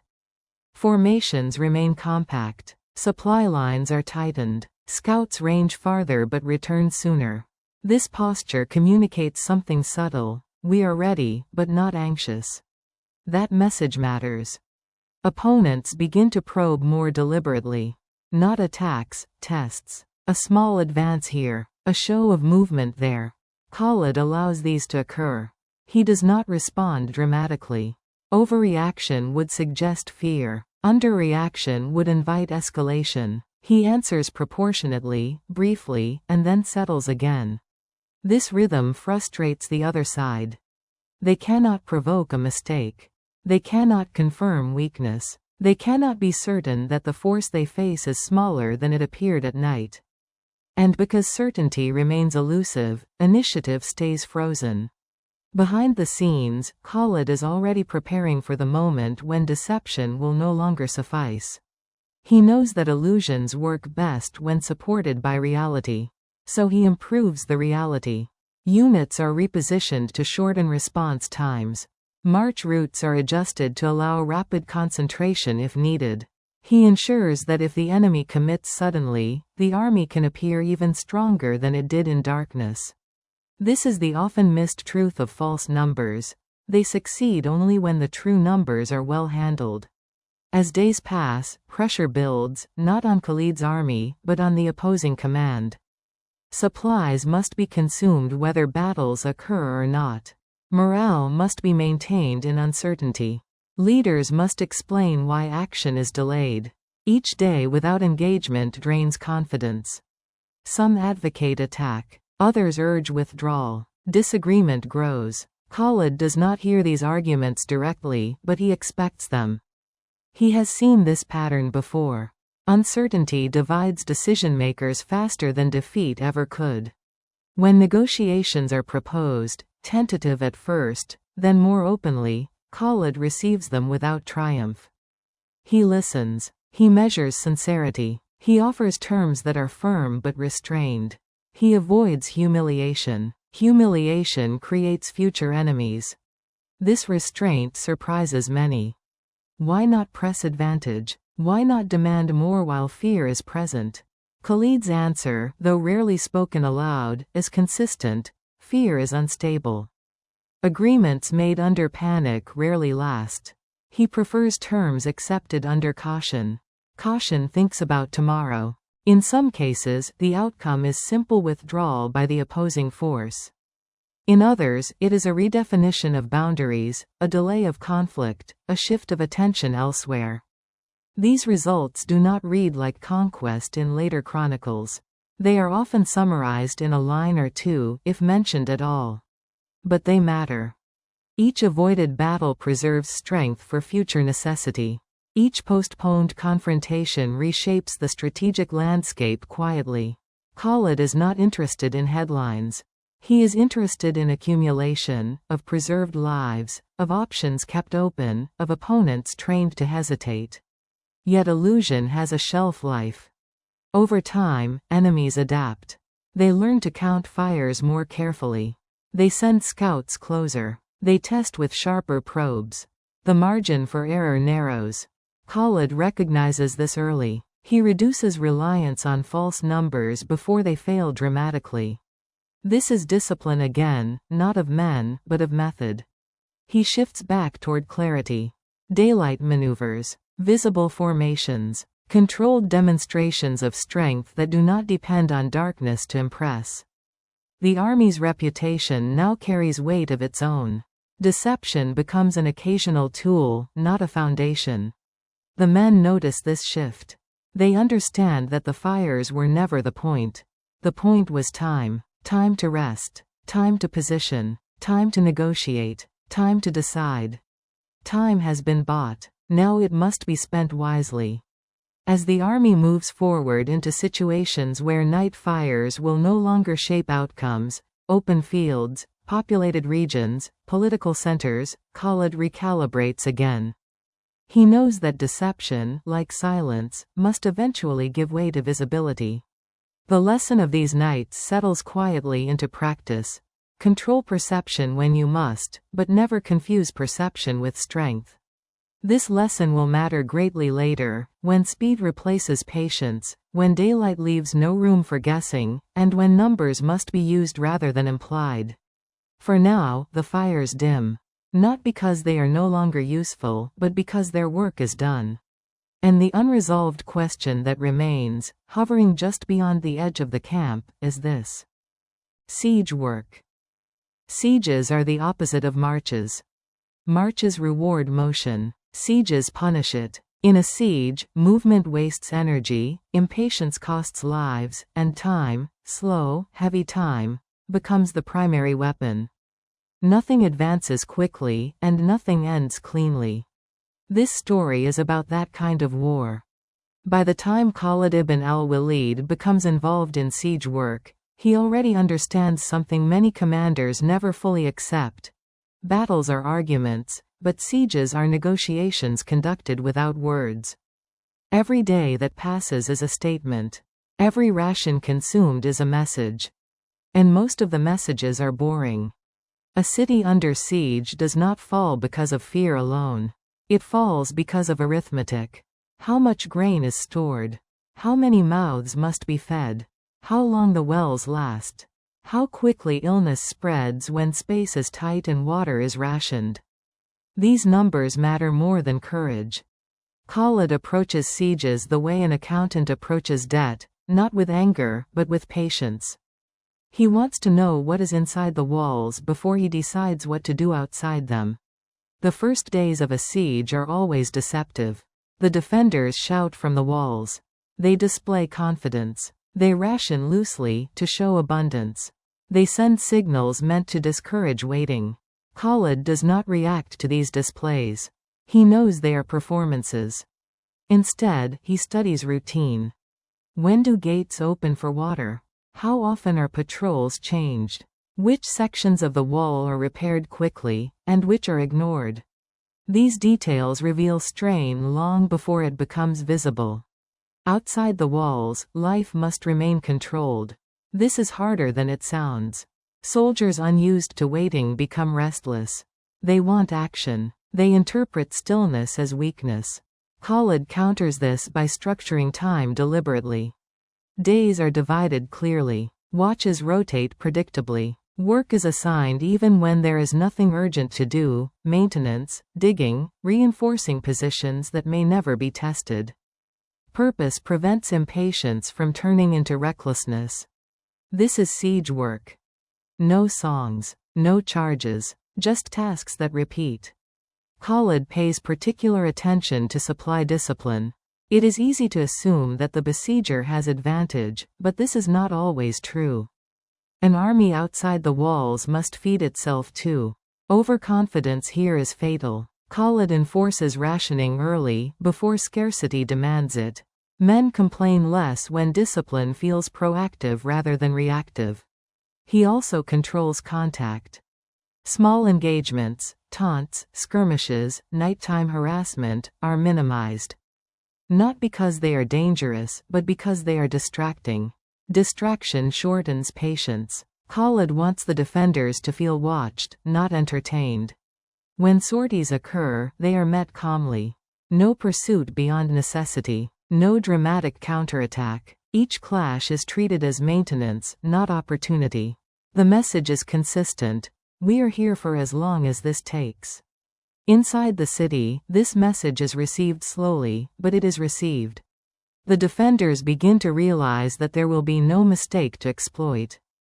No lapse of attention. No rash assault. This realization is deeply unsettling. Courage thrives on moments. Patience dissolves it. Khalid understands that siege work is psychological before it is physical. Walls fall long after certainty does. He also understands restraint. Not every weakness must be pressed. Some must be left alone. A city that feels pushed too hard rallies. A city that feels merely observed begins to argue with itself. Khalid prefers internal argument to external resistance. Negotiations often begin early in sieges, not to conclude them, but to test tone. Khalid listens more than he speaks. He makes no threats he cannot sustain. He offers terms that are firm but predictable. Predictability, in siege work, is more frightening than fury. Days stretch. Men outside the walls begin to mark time by shadows rather than events. Inside, rationing tightens imperceptibly. The defenders still shout, but the rhythm changes. There is less confidence in the timing, more anger in the voice. Khalid notes this. He knows the moment to act is not when the walls weaken, but when discipline inside them fractures. Still, he does not rush. Sieges reward those who wait longer than seems reasonable. There is also the question of mercy. Khalid is aware that how a siege ends shapes everything that follows. Cities remember. Word travels. A city that surrenders and survives tells others what to expect. A city that resists and is destroyed tells a different story. He prefers the first. This is not softness. It is strategy. Fear that offers survival produces compliance. Fear that promises annihilation produces desperation. As the siege continues, Khalid adjusts pressure subtly. Access points are restricted further. Movement in and out becomes harder, but not impossible. He wants the defenders to feel the walls closing without feeling cornered. Cornered enemies fight differently. At night, fires are kept steady, not excessive. The army appears unchanged, tireless. This consistency reinforces the central message: time favors the besieger. Eventually, something shifts. It is not dramatic. No collapse, no sudden silence. Just a change in negotiation tone. Requests become more specific. Questions replace declarations. Khalid hears it immediately. The city is calculating. This is when siege work enters its final, most delicate phase. Push too hard, and resolve returns. Ease too much, and hope revives. Khalid balances between these outcomes carefully, like weight on a scale. But even now, nothing is certain. Cities have surprised commanders before. Supplies are misjudged. Allies arrive unexpectedly. Internal resolve stiffens at the last moment. Khalid knows this history well. He does not assume outcome until it is secured. As this section closes, the walls still stand. No breach has been made. No assault ordered. The siege looks, from a distance, unfinished. And that is precisely the danger. Because the unresolved question waiting just beyond the walls is this. After the long period of watching and counting, Khalid ibn al-Walid does something that appears, to an impatient observer, like nothing at all. The lines remain where they are. The gates remain closed. No ladders are raised. No engines are rolled forward. And yet, pressure increases. Pressure in a siege does not come from noise. It comes from predictability. The days outside the walls begin to look identical. Guards change at the same hours. Fires are lit and dimmed at the same times. Work details repeat their tasks with mechanical consistency. From inside the city, this regularity becomes oppressive. There is no sign that the besiegers are tiring.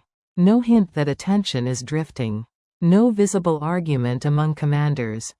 Inside the walls, the opposite begins to occur. Rations are recalculated again. What was once generous is now precise. What was once precise is now restrictive. These changes are not announced.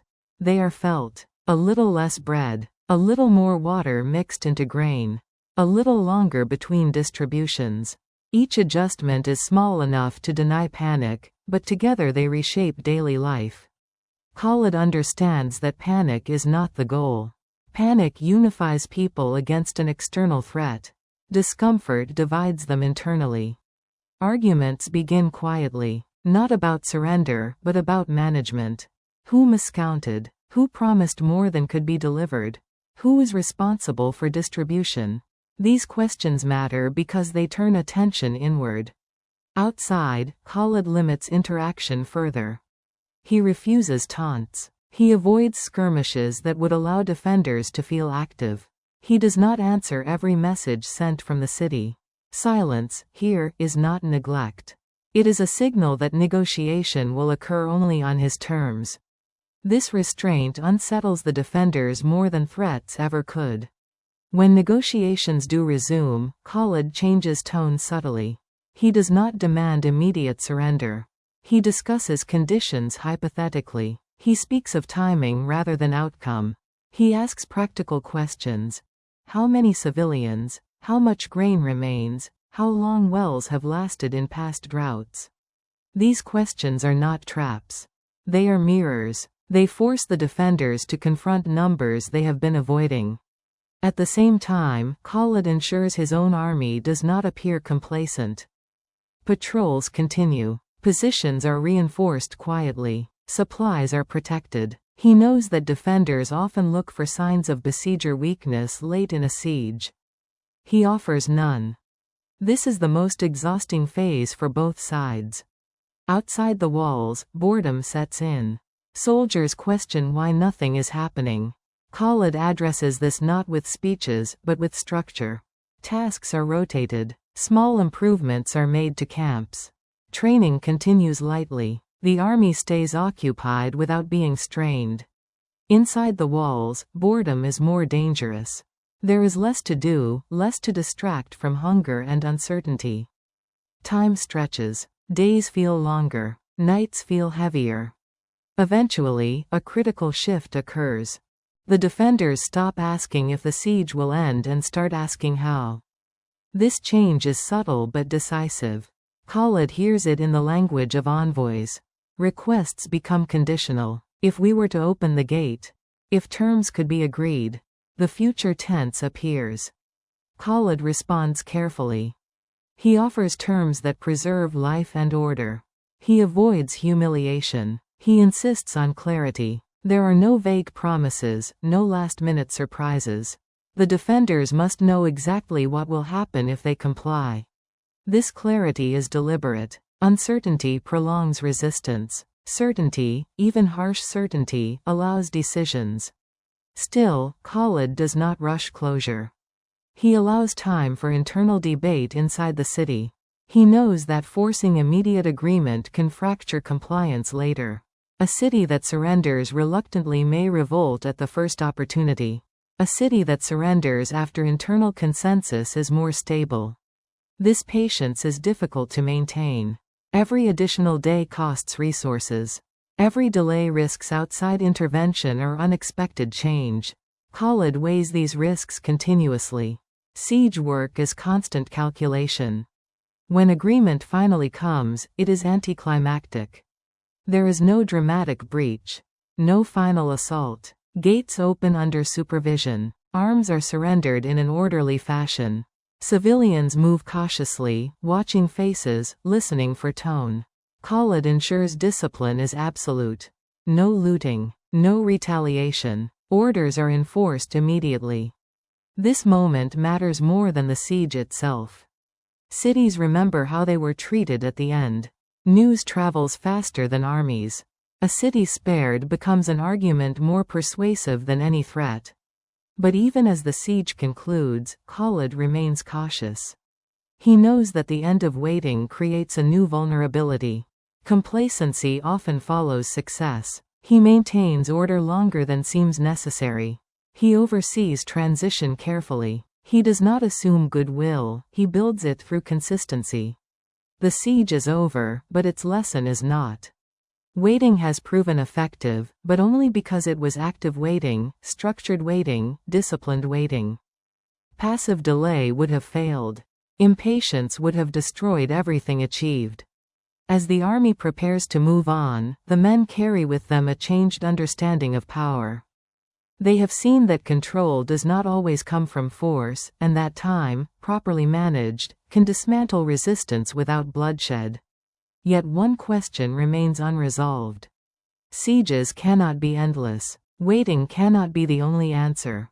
There are moments when time favors the defender, not the besieger.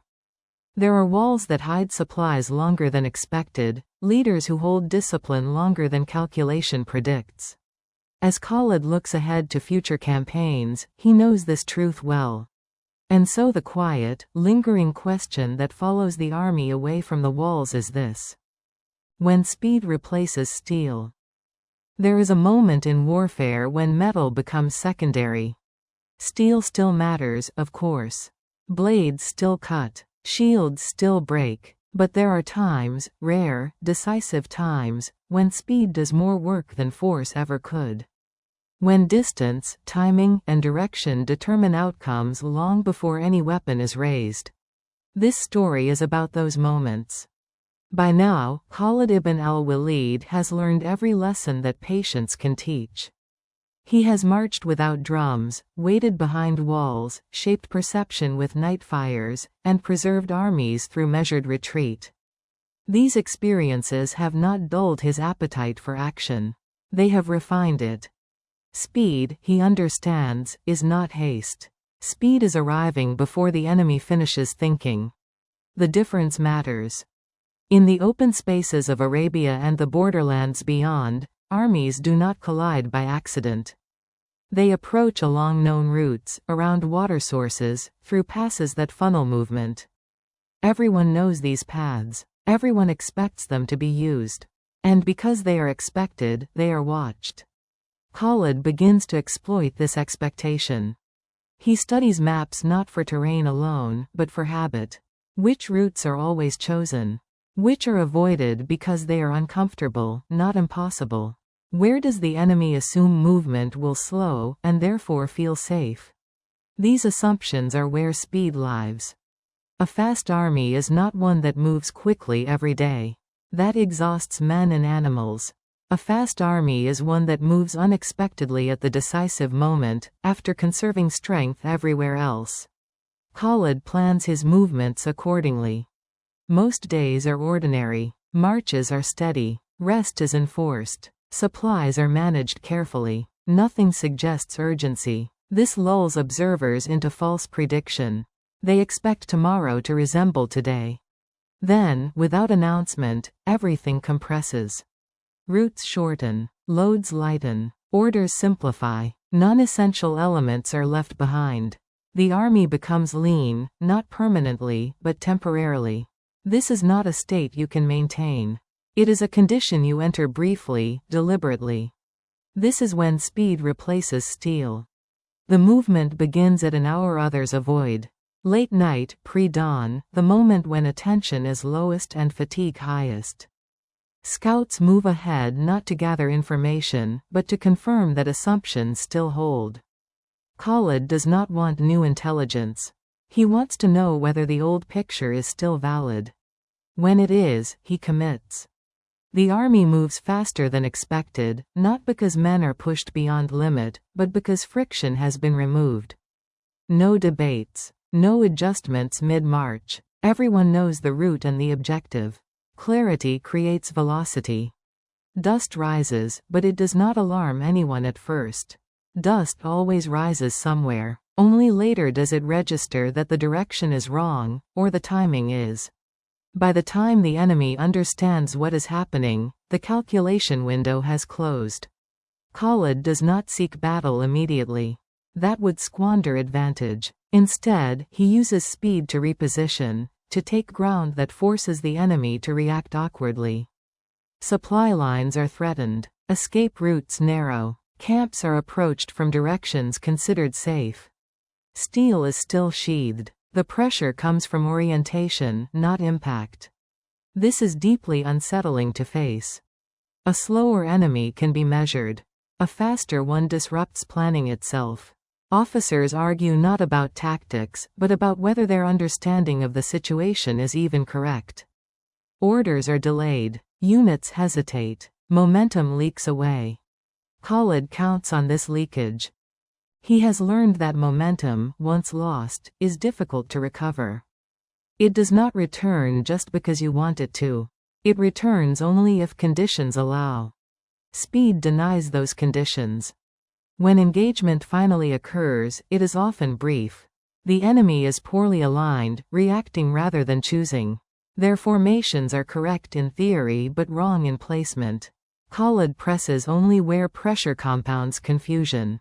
He avoids prolonged clashes. Prolonged fighting favors numbers and attrition. He wants decisions, not contests. Afterward, the army slows again. This is crucial. Many commanders mistake speed for a permanent identity. Khalid knows better. Speed is expensive. It consumes energy, morale, and margin. Once the objective is secured, pace must drop. Breathing must resume. The system must recover. This cycle, slow, then fast, then slow again, becomes characteristic. Observers struggle to predict it. They prepare for constant pressure and find lulls. They prepare for patience and encounter sudden movement. This unpredictability is not chaotic. It is patterned, but the pattern is internal, not obvious. Khalid also understands that speed magnifies error. A wrong turn taken quickly is worse than a slow mistake. That is why he limits speed to moments of high confidence. He never accelerates without redundancy.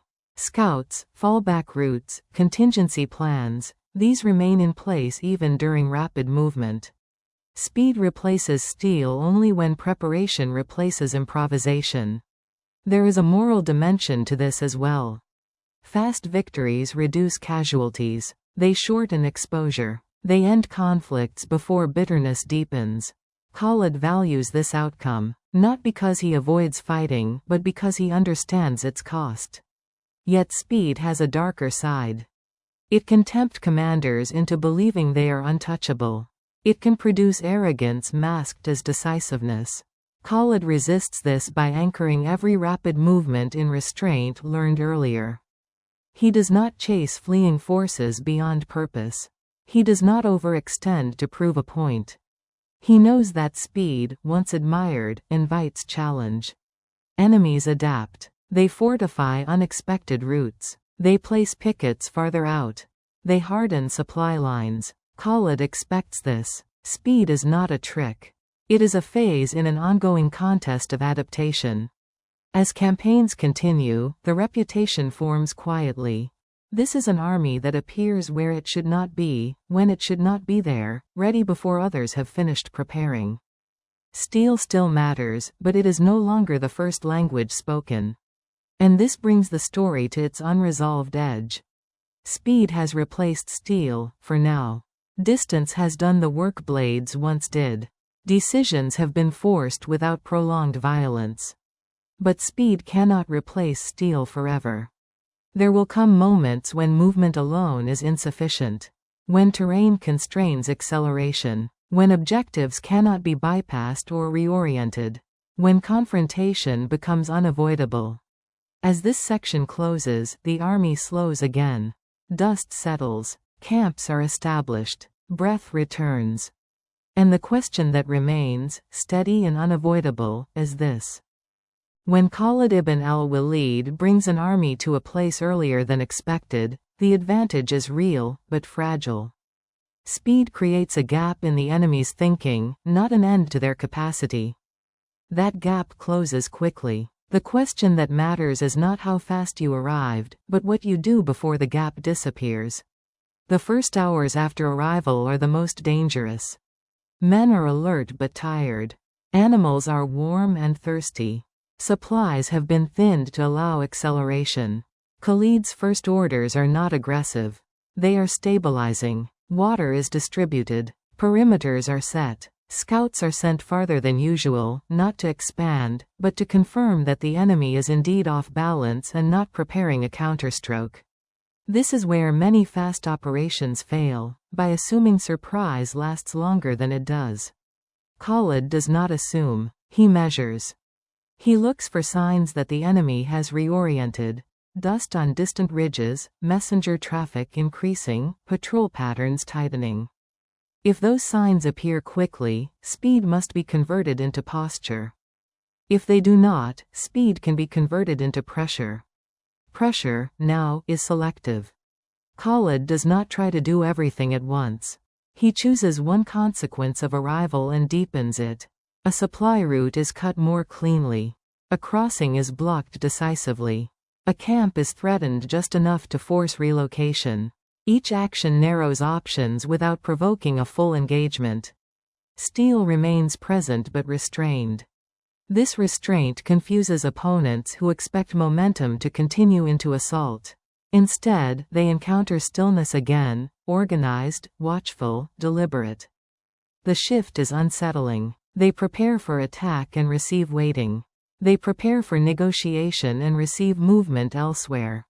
Speed has been spent. Now its interest must be collected.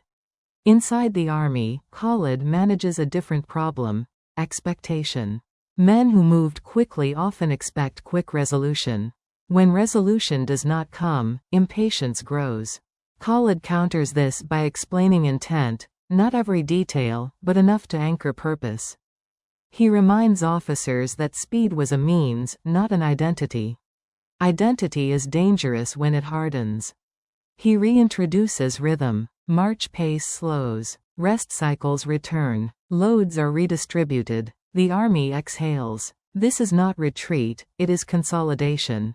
Consolidation turns arrival into advantage that lasts. Over the next days, the enemy's response becomes clearer. Some withdraw to safer ground. Some fortify. Some probe cautiously. Khalid treats each response as information. Withdrawal suggests success without bloodshed. Fortification suggests fear mixed with resolve. Probing suggests uncertainty.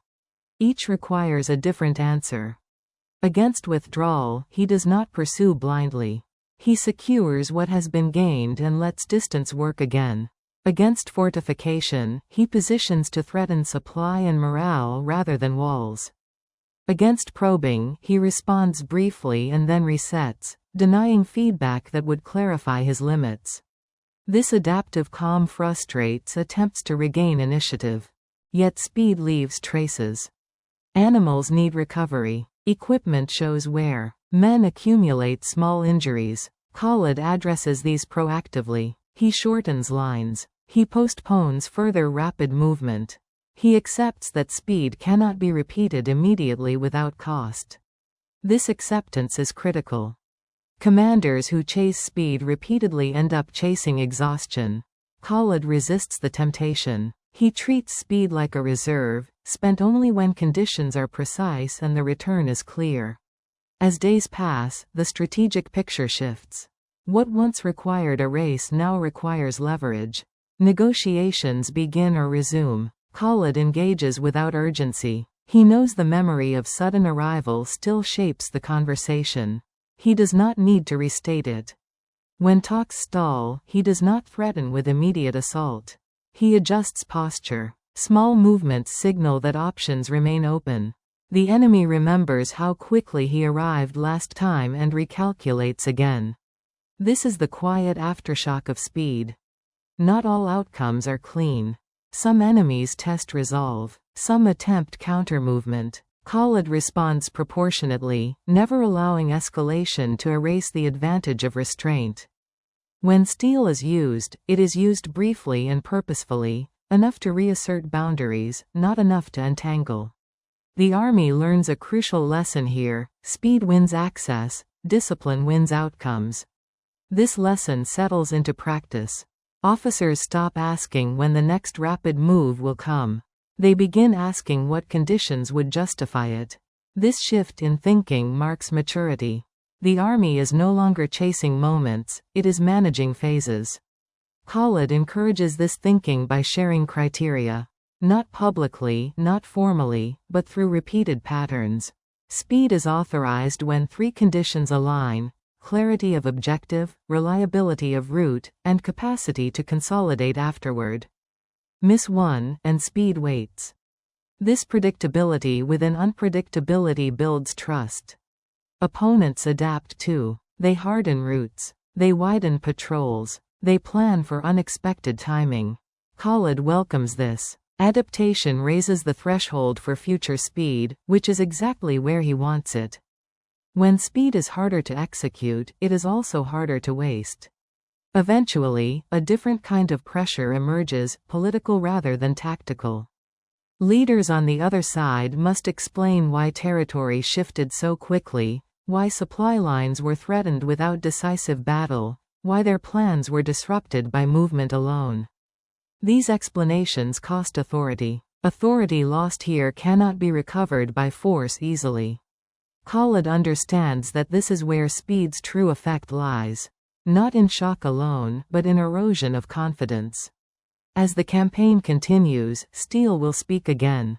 Khalid knows this. There are places speed cannot bypass and decisions that cannot be deferred. But when steel is finally used, it will speak into a landscape already reshaped by movement, timing, and choice. The men feel this readiness. They are not eager. They are prepared. And yet, another question presses quietly at the edge of planning. Speed has proven its value. It has replaced steel more than once. It has shortened campaigns and spared lives. But it has also taught restraint, consolidation, and patience after arrival.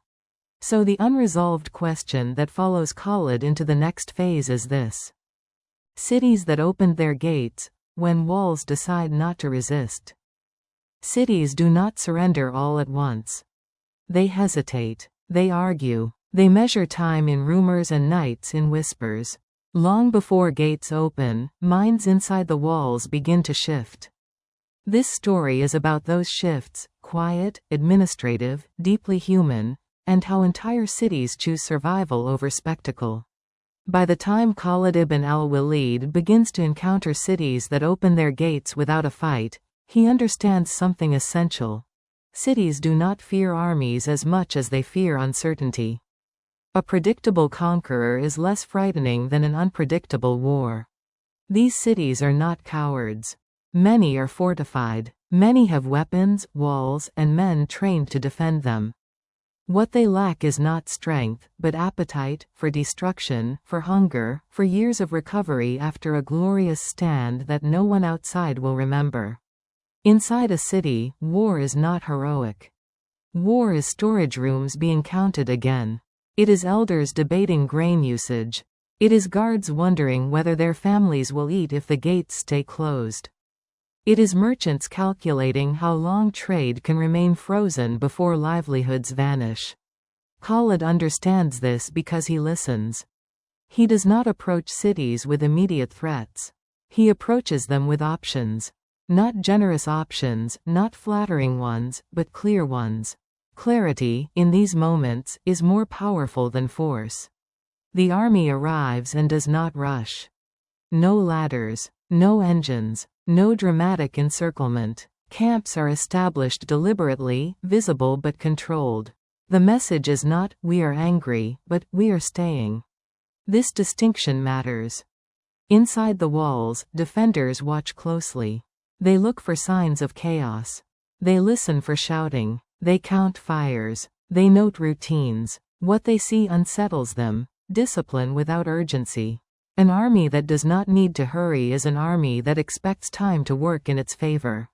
Negotiations begin quietly. Not official surrender talks, conversations. Messages carried by intermediaries. Questions phrased hypothetically. If the gates were opened. If terms were discussed. Khalid responds patiently. He does not press. He does not threaten escalation. He allows the city to imagine the future itself. He understands that choice creates ownership. A city that chooses to open its gates is easier to govern than one forced open. Terms are consistent. Protection for civilians. Respect for property within defined limits. Order maintained. No revenge. No humiliation. Taxes structured, not extracted in panic. These terms are not improvised. They are repeated from city to city, becoming familiar. Familiarity lowers fear. City leaders compare notes. They hear what happened elsewhere. They hear which cities resisted and suffered, which opened and continued living. Stories travel faster than armies. This is not mercy for mercy's sake. It is strategy.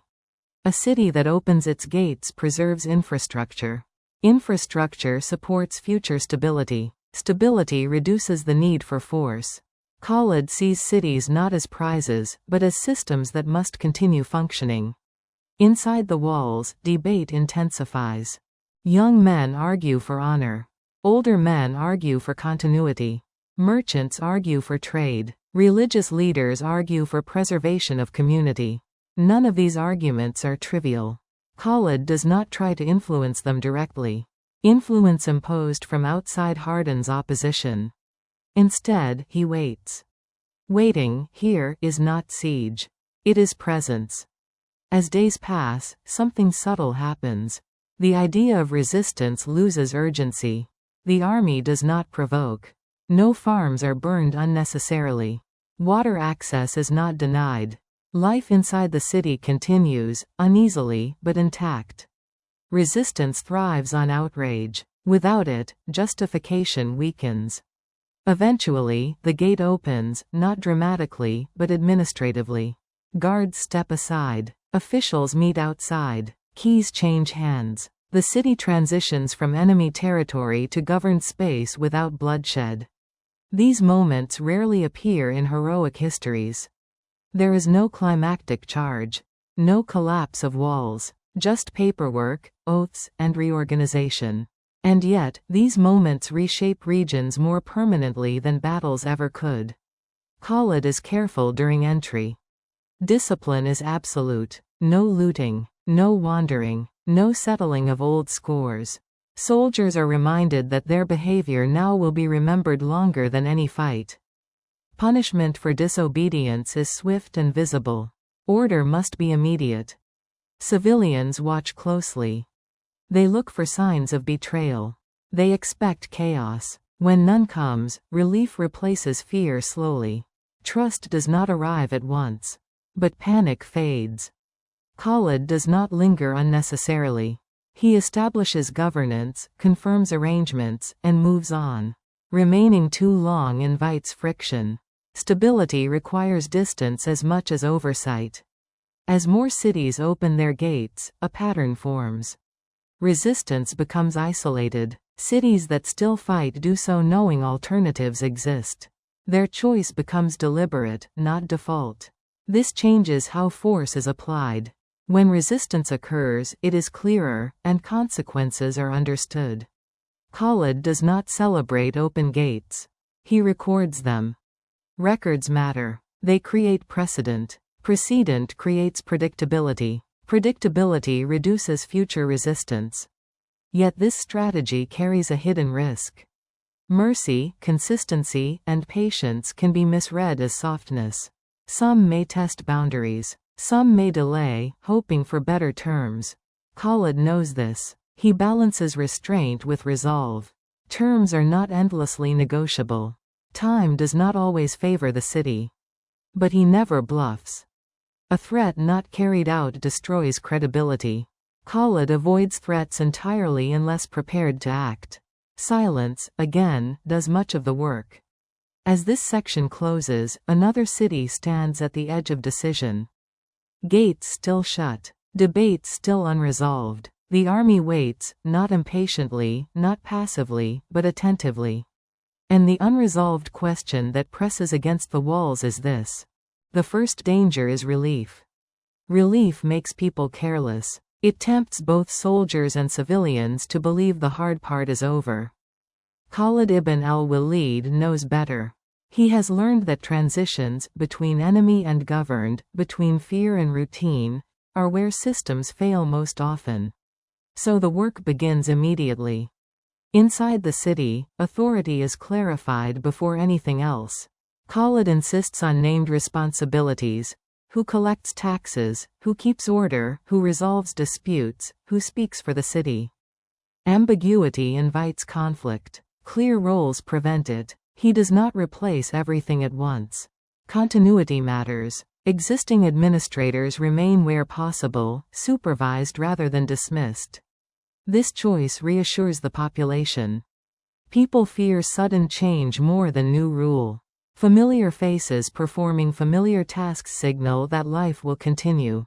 Khalid understands that governance is not spectacle, it is habit. Next comes discipline, outward and inward. Soldiers are restricted in movement. Markets are protected. Private property is defined and enforced. Violations are punished quickly and publicly, not harshly, but certainly. This is not cruelty. It is instruction. The city must learn what the new order tolerates and what it does not. Inside homes, people test boundaries quietly. They watch. They listen for screams that do not come. They note that shops reopen. That bread returns to ovens. That wells remain accessible. Fear drains away in increments. Outside the city, the army adjusts too. A city that opens its gates becomes a logistical node. Supplies can be replenished. Animals can rest. Intelligence flows more freely. Khalid uses this advantage carefully. He does not overburden the city. Extraction breeds resentment. Moderation builds loyalty. He also moves on quickly. This surprises many. Why not stay, enjoy stability, consolidate control? Khalid knows the answer. Prolonged presence invites friction. Armies wear out welcomes. Governance stabilizes faster when the army's role is clearly temporary. As the army departs, word spreads.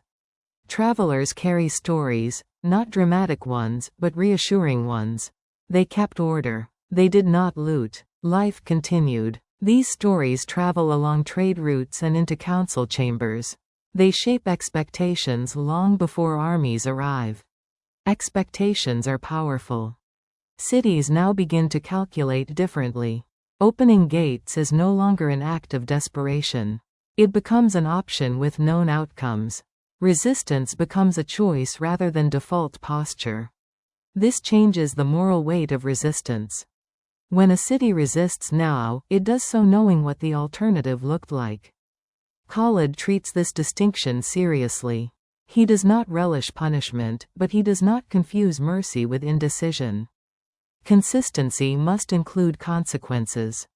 Still, even here, he proceeds carefully. He sends messages again. He offers the same terms as before. He does not escalate language simply because patience has been tested. He allows time for deliberation. The city must own its decision fully. Inside resisting cities, the debate grows sharper. Those who argue for opening gates now have evidence. Those who argue for resistance must justify suffering that could have been avoided. This pressure is internal, not imposed. Khalid understands that internal pressure lasts longer than external force. Some cities hold out anyway. Principle, pride, fear of precedent, many reasons are given. Khalid prepares for these cases differently. He shortens negotiation windows. He tightens supply access more decisively. He makes clear that the choice is no longer abstract. When force is used, it is bounded. Targets are specific. Objectives are limited. The goal is not destruction, but resolution. Even in assault, discipline remains absolute. The memory of mercy elsewhere must not be contradicted by excess here. This balance is difficult to maintain. Khalid enforces it personally. After such cases, he returns immediately to the pattern of predictability. Terms elsewhere remain unchanged. He does not allow exceptions to redefine the rule. This is crucial. Inconsistent mercy is indistinguishable from arbitrariness. Over time, the map changes, not dramatically, but steadily. More cities open gates early. Fewer resist to the end. Campaigns shorten. Casualties decrease. Administration expands faster than conquest. Khalid measures success not by territory alone, but by how little force is needed to hold it. There is also a human cost to this strategy, though it is quieter. Soldiers trained for battle must now practice restraint repeatedly. This is harder than fighting. Khalid rotates units, enforces rest, and reminds officers that control is strength. Burnout is watched for and addressed. An exhausted army makes bad moral decisions. As cities integrate, Khalid pays attention to grievances. Taxes too high here. Officials abusing authority there. He corrects quickly. Delay signals indifference. Indifference breeds revolt. He does not pretend governance is easy. He treats it as continuous work. And yet, attention grows alongside success. The more cities open their gates, the more the remaining holdouts feel isolated and desperate. Desperation changes behavior. It invites alliances, last stands, symbolic resistance. Khalid anticipates this shift. He prepares for the moment when the pattern breaks. Because patterns always break. As the army moves on, another city closes itself tightly, refusing terms that others accepted. Walls are reinforced. Supplies are hidden. Leaders speak openly of sacrifice. This city has watched the same evidence and drawn the opposite conclusion. Khalid stops. He does not rush this one. He studies the walls again. He listens to the tone of messages. He measures how long patience will work here, and whether it should. The answer will not be the same as before. As this section ends, the gates of the next city remain shut. The army waits. The city watches. And the unresolved question that now presses forward is this: supply before glory. Glory makes noise. Supply does not. Glory is remembered in names and dates, in charges and speeches. Supply is remembered only when it fails.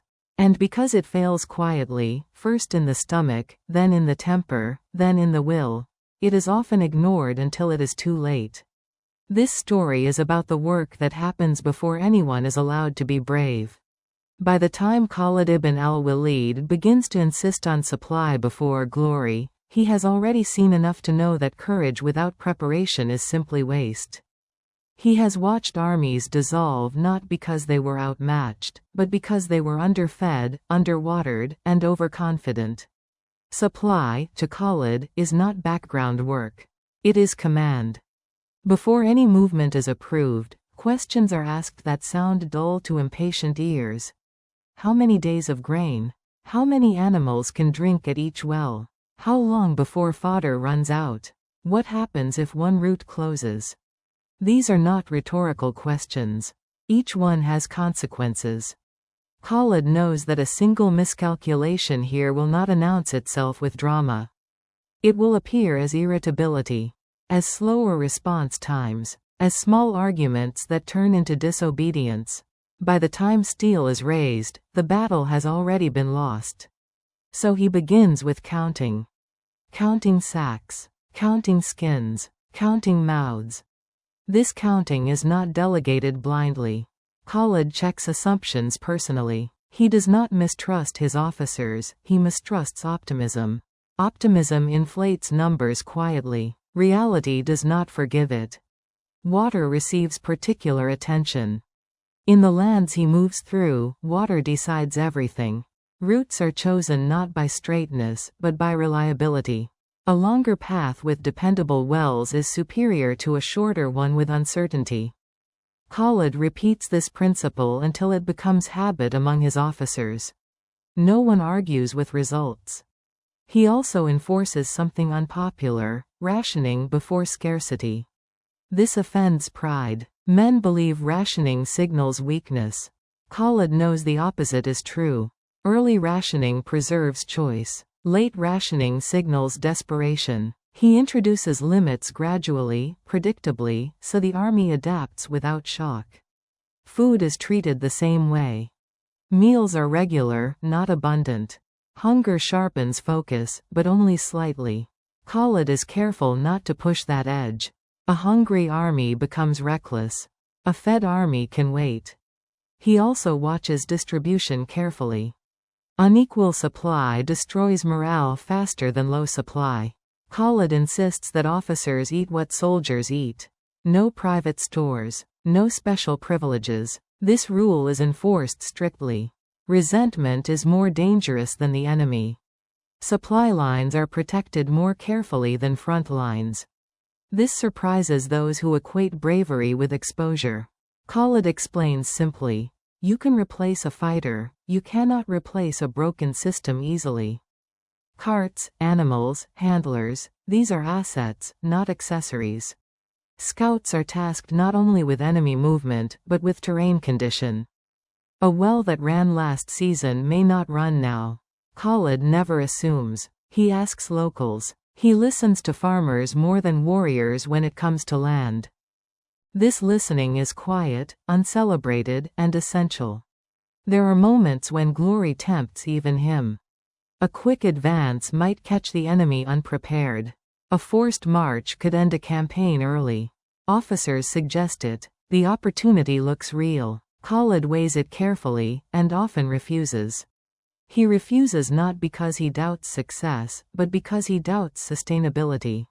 Victory that empties supply leaves nothing to hold afterward. When he does approve risk, it is calculated. Extra water is carried. Animals are rested beforehand. Exit routes are prepared. Speed is purchased with preparation, not hope. Men begin to understand the pattern. They stop asking, "Can we win?" They start asking, "Can we sustain?" This shift marks maturity. Over time, supply discipline becomes culture. Soldiers manage their own provisions better. Waste declines. Reporting improves. When something is lost or spoiled, it is reported early, not hidden. This honesty is rewarded. Khalid never punishes someone for reporting shortage. He punishes concealment. Concealment kills more people than scarcity ever could.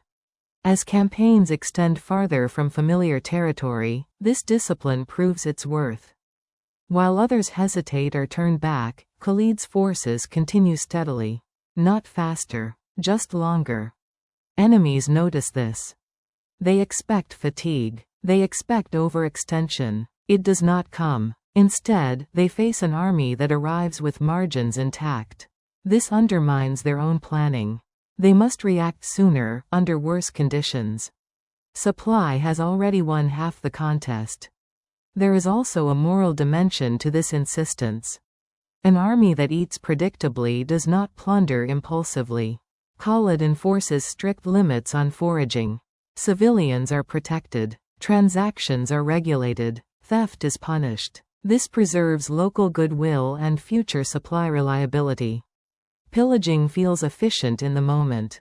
It poisons the ground for everything that follows. Khalid has seen this too many times to ignore. As this section unfolds, you begin to see that supply before glory is not caution. It is confidence. Confidence that preparation will outlast spectacle. Confidence that time, fed properly, favors discipline. And yet, supply creates its own constraints. There are moments when the enemy presses hard. When delay risks strategic loss. When supply calculations suggest waiting, but the situation demands movement. Khalid knows such moments are inevitable. He does not pretend that supply answers every question. It frames them. It tells you what is possible and what is illusion. It does not decide for you. As this section closes, the army is well fed, well watered, and ready. But readiness now presents a new tension. Because the unresolved question waiting just beyond the supply carts is this. That is the important part.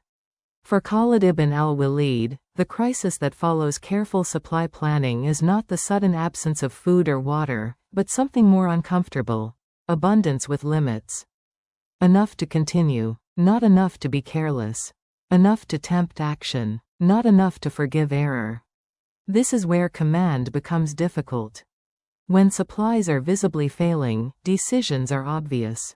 Retreat, disperse, negotiate. But when supplies are adequate, choice becomes ambiguous. The army can move. It can wait. It can strike. It can hold. Every option seems reasonable, and that is the danger. Khalid understands this ambiguity well. He has seen commanders paralyzed by it, waiting too long because the numbers did not yet scream. He has also seen others rush forward because the numbers looked reassuring, mistaking readiness for immunity.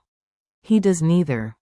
Instead, he listens to the numbers the way one listens to a tired body, not for collapse, but for strain. Grain stores are stable, but consumption is rising slightly as activity increases. Water remains sufficient, but wells ahead are less reliable than expected. Animals are healthy, but fodder will thin if movement accelerates. None of these facts demand immediate action. Together, they shape a boundary. Khalid marks that boundary carefully. He gathers his senior officers, not for inspiration, but for calibration. Supply officers speak first, not tacticians.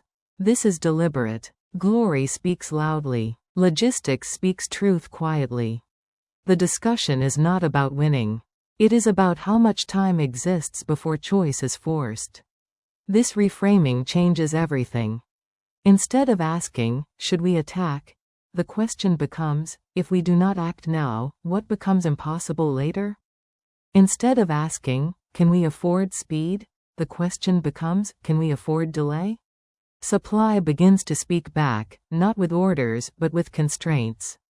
Khalid respects these constraints. He does not worship them. He understands that numbers do not replace judgment, they inform it. The art of command lies in knowing when to obey the numbers and when to spend them. And spend them is exactly the phrase he uses. Supplies are currency. They are meant to be spent, not hoarded indefinitely. But like all currency, their value depends on timing. Spend too early, and you invite ruin. Spend too late, and you miss opportunity. This is where Khalid's earlier lessons converge. Speed without steel. Patience without stagnation. Mercy without weakness. Supply sits at the center of them all. He chooses limited action. Not a grand offensive. Not a static wait. Instead, a sequence of movements designed to convert supply into position. Routes are secured that shorten future lines. Wells are controlled that reduce uncertainty. Small objectives are taken that simplify the map. These actions consume supply, but purposefully. The army feels the shift immediately. Movement increases, but remains controlled. Rations do not change dramatically. Rest is preserved. The message is clear. We are spending, but we are not gambling. This restraint reassures everyone who understands systems. Opponents begin to react. They notice movement where there was none. They sense pressure without exhaustion. They must decide whether to engage now, when supply still favors Khalid, or wait, hoping to outlast him. Khalid anticipates this reaction. He does not allow the enemy to dictate the pace. When pressure mounts, he pauses deliberately, just long enough to let the other side overcommit or hesitate. Supply discipline gives him this freedom. He is not chasing relief, he is shaping conditions. There are moments when officers push for more. The men are ready. The enemy is uncertain. This is the time. Khalid listens. Then he asks one question. What does the supply look like after that? If the answer is unclear, the action is delayed. This frustrates some. Khalid accepts that frustration. Frustration is cheaper than collapse. He also watches morale closely. A well-supplied army can still suffer if purpose becomes abstract. Khalid avoids this by connecting supply to intent. He explains, not fully, but enough, that every ration preserved now buys choice later. Soldiers understand this logic. Many of them come from lives where scarcity punished impatience harshly. They trust him because the numbers keep proving him right. As time passes, something interesting happens. The enemy begins to make mistakes. Not because they are foolish, but because their own supply situation worsens faster.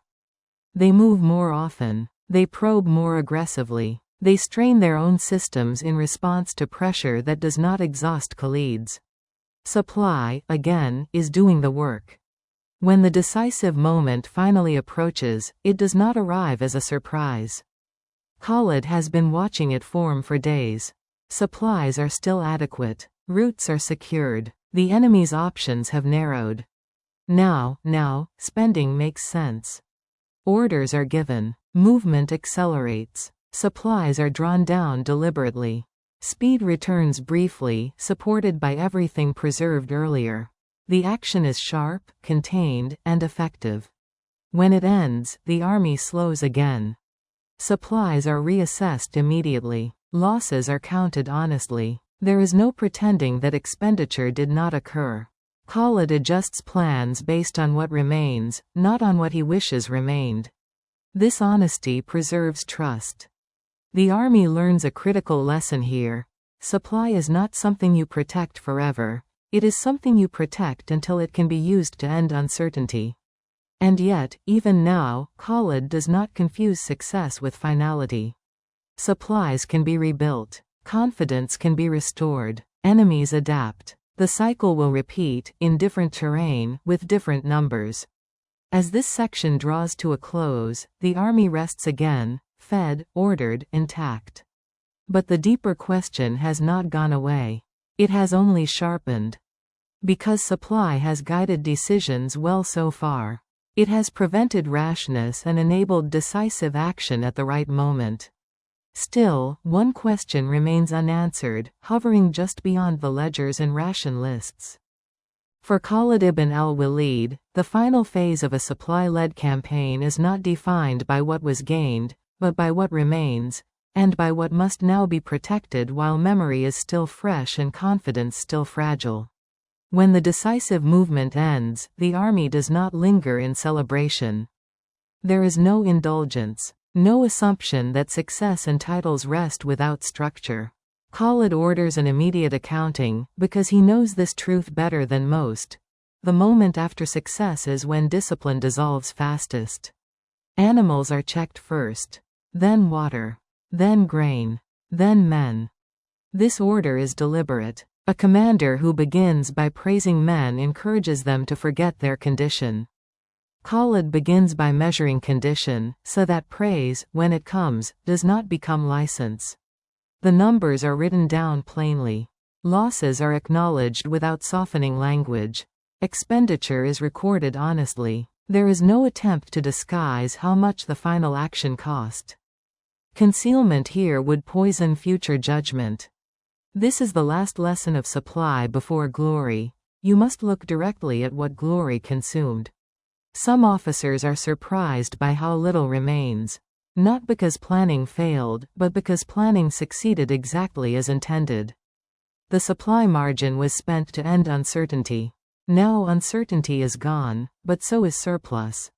This is not failure. This is completion. Khalid makes this clear. He explains, briefly and without rhetoric, that the campaign was designed to end with just enough.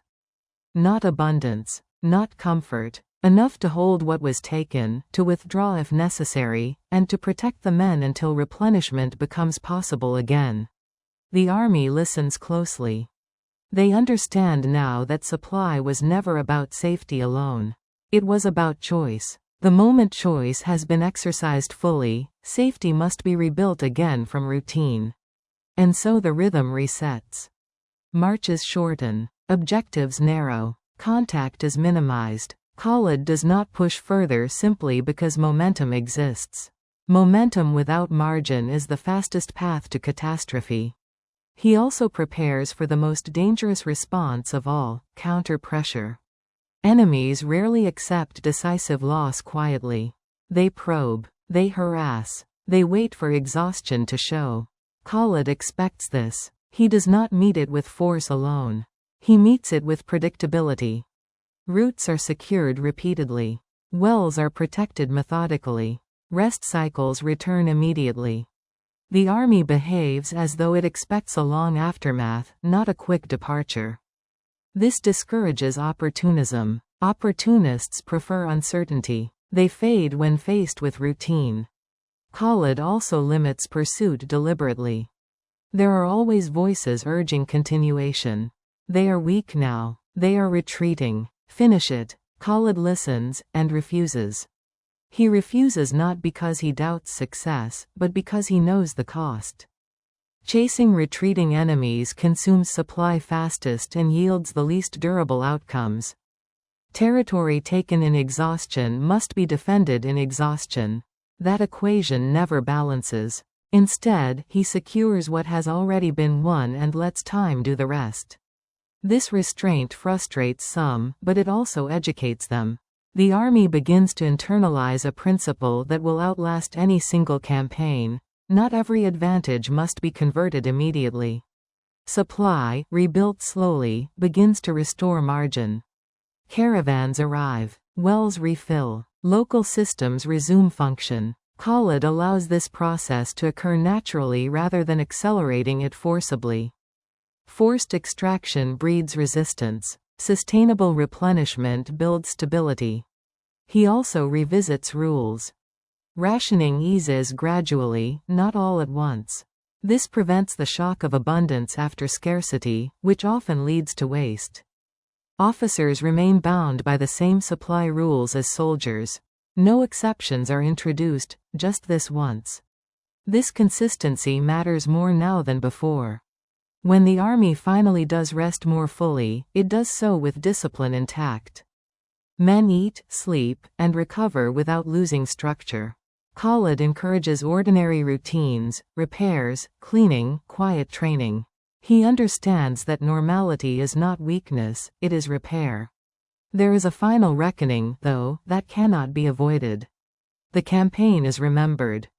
Stories begin to circulate. Some emphasize speed. Some emphasize restraint. Some emphasize the final action. Few mention the ledgers, the rationing, the days of waiting. Khalid does not correct these stories publicly. He knows that history simplifies regardless of effort. But inside the army, the lesson is clear. They have seen that supply did not limit glory, it defined it. That preparation did not delay success, it made timing possible. That restraint was not hesitation, it was selection. This understanding changes how future decisions will be made. Officers now raise supply questions before tactical ones. Soldiers report shortages early without shame. Risk is discussed in terms of sustainability rather than courage alone. This cultural shift may be Khalid's most enduring achievement. Yet even now, he does not romanticize it. He knows there will be future moments when supply fails despite planning. When weather disrupts routes. When allies break promises. When speed is required without margin. Supply discipline does not prevent hardship, it prepares minds to respond to it honestly. As the army prepares to move again, later, not immediately, Khalid walks among the stores one last time. He looks at what remains and what has been rebuilt. He is not counting now. He is remembering. Remembering what it cost to reach this point. Remembering what it would cost to forget the lesson. Supply before glory has carried them through one full cycle: preparation, expenditure, restraint, recovery. The cycle will repeat elsewhere, under different conditions, with different numbers. And the final reflection settles quietly, without drama. Command without a crown. There is a kind of power that arrives with symbols. Crowns, titles, thrones. Seats elevated above others so that authority can be seen even before it is felt. History is comfortable with this kind of command because it is easy to recognize. You know where it begins. You know who holds it. You know how it is passed on. This story is about the opposite. It is about authority that exists without ownership, command that must be exercised daily, but never possessed. Power that can be given, taken away, and reassigned without ceremony. By the time Khalid ibn al-Walid reaches this phase of his life, his reputation is established beyond question. He has preserved armies, moved faster than opponents believed possible, ended conflicts without battle, and fought decisively when restraint was no longer enough. If this were another kind of history, this would be the moment when a crown appears. It does not. Khalid commands, but he does not rule. He leads, but he does not own the army he leads. His authority exists only as long as it is trusted, and as long as it aligns with a higher command that can override him at any moment. This is not weakness. It is design. For many commanders, this arrangement is unbearable. To be responsible without being sovereign feels incomplete. Decisions carry consequence, but credit is shared or deferred. Failure is personal, success is institutional. Khalid accepts this structure more easily than most. Perhaps because he has already lost something larger than a crown, certainty of belonging. His early life taught him loyalty to tribe. His conversion required him to abandon that loyalty publicly. Since then, he has learned to live without permanent possession, of reputation, of trust, of position. Command without a crown suits him. Orders come from above, sometimes with limited explanation. Strategic priorities shift. Objectives change. Khalid adapts. He does not argue for autonomy. He does not seek exceptions. He understands that a system survives only if its strongest members accept constraint. This acceptance becomes visible in small ways. He does not cultivate a personal guard. He does not issue orders that contradict higher command, even when he disagrees privately. He does not frame victories as personal achievements. He speaks in terms of outcomes, not authorship. To those who serve under him, this is confusing at first. Soldiers often prefer leaders who claim ownership. Ownership feels stable. Khalid offers something different: reliability without possession. You can depend on his judgment, but you cannot depend on him being in charge forever. This impermanence shapes how he commands. He trains subordinates to act without him. He explains intent more than instruction. He encourages officers to understand why something is done, not just how. This ensures continuity if authority shifts suddenly, as it sometimes does. And it does. There comes a moment, quiet, administrative, almost anticlimactic, when Khalid is removed from supreme command. No scandal, no failure, no public rebuke, just reassignment. Authority passes to another. This is the true test of command without a crown. Many would protest. Many would withdraw cooperation. Many would feel humiliated. Khalid does none of these things. He obeys the new chain of command immediately and visibly. He offers his experience without asserting precedence. He follows orders he once would have given. Those watching learn something important. Authority, in this system, does not reside in a person. It resides in continuity. Khalid reinforces that continuity rather than threatening it. The army does not fracture. Operations continue smoothly. Trust in the system deepens. Privately, this costs him. He is not indifferent. He is human. He knows what others whisper. He knows how stories will be told later, how his removal will be interpreted by those who prefer drama to structure. But he does not correct these narratives. He understands that public defense of one's status weakens the very authority one claims to respect. Instead, he focuses on execution. When assigned subordinate roles, he performs them with the same care he once gave to overall command. When advice is requested, he gives it without bitterness. When it is ignored, he accepts the decision. This behavior is not submissive. It is disciplined. And discipline, he knows, is contagious. Over time, this creates an unusual legacy. Khalid becomes known not just as a brilliant commander, but as a stabilizing presence. Someone who strengthens authority rather than competes with it. Someone whose competence does not depend on position. This is rare in any era. It also carries a paradox. The more Khalid demonstrates loyalty to a system that can remove him, the more indispensable he becomes to that system. Yet indispensability does not protect him from removal. It only increases the system's resilience when he is present, and when he is not. Khalid understands this paradox fully. He lives inside it without trying to resolve it. This approach changes how others think about leadership. Younger officers learn that ambition does not require ownership. That influence does not require permanence. That service, when consistent, creates authority deeper than title. But this kind of command has a cost that cannot be avoided. A man who commands without a crown must accept that his greatest contributions may never be formally acknowledged. His successes will be absorbed into collective memory. His restraint will be forgotten more quickly than his victories. As this section closes, Khalid continues to serve, obedient, capable, increasingly quiet. And the unresolved question that remains, hovering at the edge of legacy, is this. When Khalid is no longer the one issuing final orders, the army does not pause to reflect. Campaigns continue. Routes are chosen. Supplies move. Decisions are made by others. The machinery of command keeps turning, exactly as it was designed to do. This continuity is the point. Khalid understands that a system strong enough to remove him without disruption is a system worth serving. Still, understanding does not erase experience. There is a difference between agreeing with a principle and living inside its consequences. Now, he must practice a harder discipline, obedience without detachment.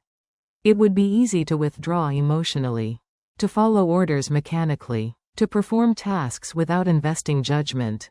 Many do this when authority passes from their hands. Khalid does not. He stays fully engaged. He studies orders carefully. He looks for intent behind wording. He anticipates where friction might arise and adjusts execution quietly to reduce it, always within the bounds of instruction.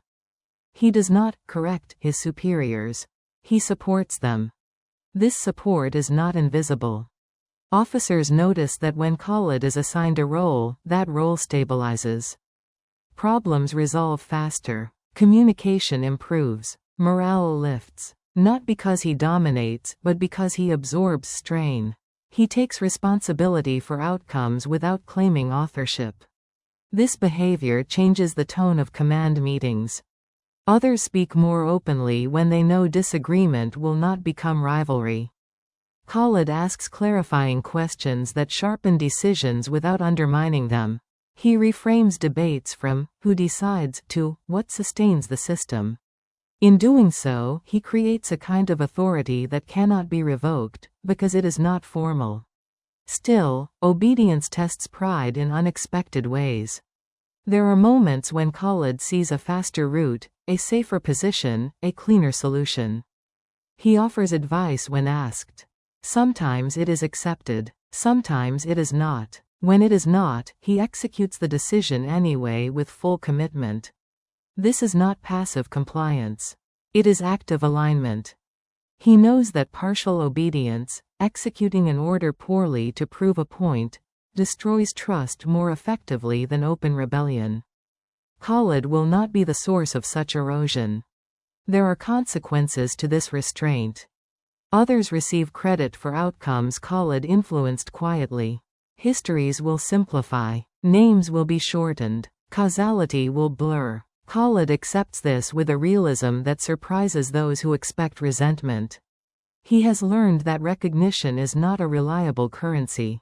Systems that depend on recognition eventually collapse into competition. Systems that depend on function endure. As time passes, Khalid's role becomes paradoxical. He is no longer central to command structure, yet he is central to performance. He is no longer the voice that decides, yet he is often the mind that clarifies. This creates a subtle tension for those above him. They rely on him, but must also ensure that reliance does not appear like dependence. Khalid helps them manage this balance. He avoids visibility when possible. He steps back when attention turns toward him. He frames suggestions as questions rather than conclusions. He protects the authority of those currently in command as carefully as he once protected supply lines. This self-effacement is not weakness. It is strategic humility. He understands that institutions collapse when strong personalities overshadow structure. He will not become such a personality, even if he could. Privately, however, the cost accumulates. There are nights when Khalid revisits decisions he once would have made differently.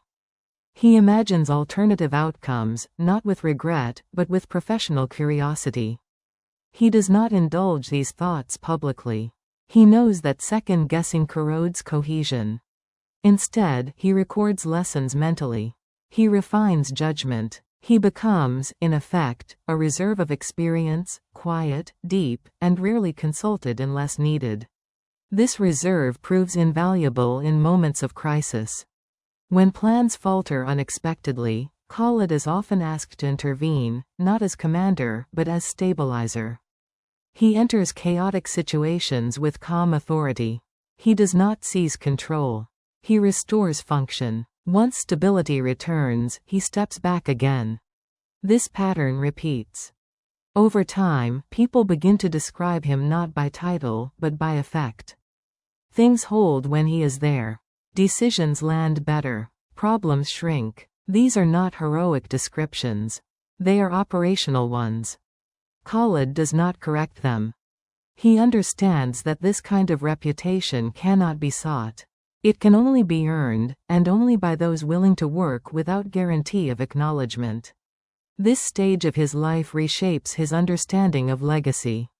Legacy, he realizes, is not built by accumulation of power, but by absence of damage. By systems that continue functioning after you leave them. By people who perform better because you taught them how to think, not because you told them what to do. Yet one tension remains unresolved. A commander who obeys as fully as he commands raises an uncomfortable question for history. How do you measure leadership that refuses to be centered? Khalid knows that most accounts will fail here. They will search for climaxes, removals, returns. They will want drama. What they will miss is continuity. And continuity, he believes, is the truest measure of command without a crown. As this section draws to a close, Khalid continues to serve, effective, obedient, largely uncelebrated. For Khalid ibn al-Walid, the final shape of authority emerges only when nothing external supports it, no title to invoke, no office to protect, no expectation that others must listen. What remains, then, is the purest test of leadership. Will people still adjust their behavior because of how you think and how you act, even when you cannot compel them? This is where command without a crown becomes something else entirely. Khalid's days grow quieter. Not empty, never empty, but unadorned. He attends briefings without sitting at the center. He rides with units that do not belong to him. He listens more than he speaks. When he does speak, he chooses moments carefully, as though words are a limited supply. And in this restraint, his influence sharpens. You begin to notice how conversations tilt when he enters. Not toward him, but toward clarity. People summarize better. They define assumptions more precisely. They become cautious about exaggeration. This is not fear. It is respect for standards that have been demonstrated consistently over time. Khalid has become a reference point rather than a commander. When disagreements arise among officers, someone will ask, quietly, how would Khalid see this? Not because his view is law, but because it represents a way of weighing risk without ego. The question is not, what would he order, but what would he consider first? This distinction matters. Orders expire. Methods endure. Khalid never institutionalizes this role. He does not formalize mentorship. He does not claim authority as an elder. He understands that authority claimed too late becomes vanity. Instead, he models behavior repeatedly and allows others to absorb it if they choose. Some do. Some do not. He accepts this unevenness. There are moments when younger commanders act decisively in ways Khalid would not have chosen. Outcomes are mixed. When they succeed, Khalid offers no correction. When they fail, he does not gloat. He asks questions that guide reflection without assigning blame. His goal is not to be right retroactively. It is to help the system learn forward. This patience requires discipline of a different kind. Earlier in his life, discipline meant timing charges and preserving supply. Now it means withholding commentary that would satisfy the ego but weaken ownership. Khalid understands that learning only sticks when people believe the lesson is theirs. Over time, the institution around him changes subtly. Briefings become shorter and clearer. Plans include contingencies as a matter of habit.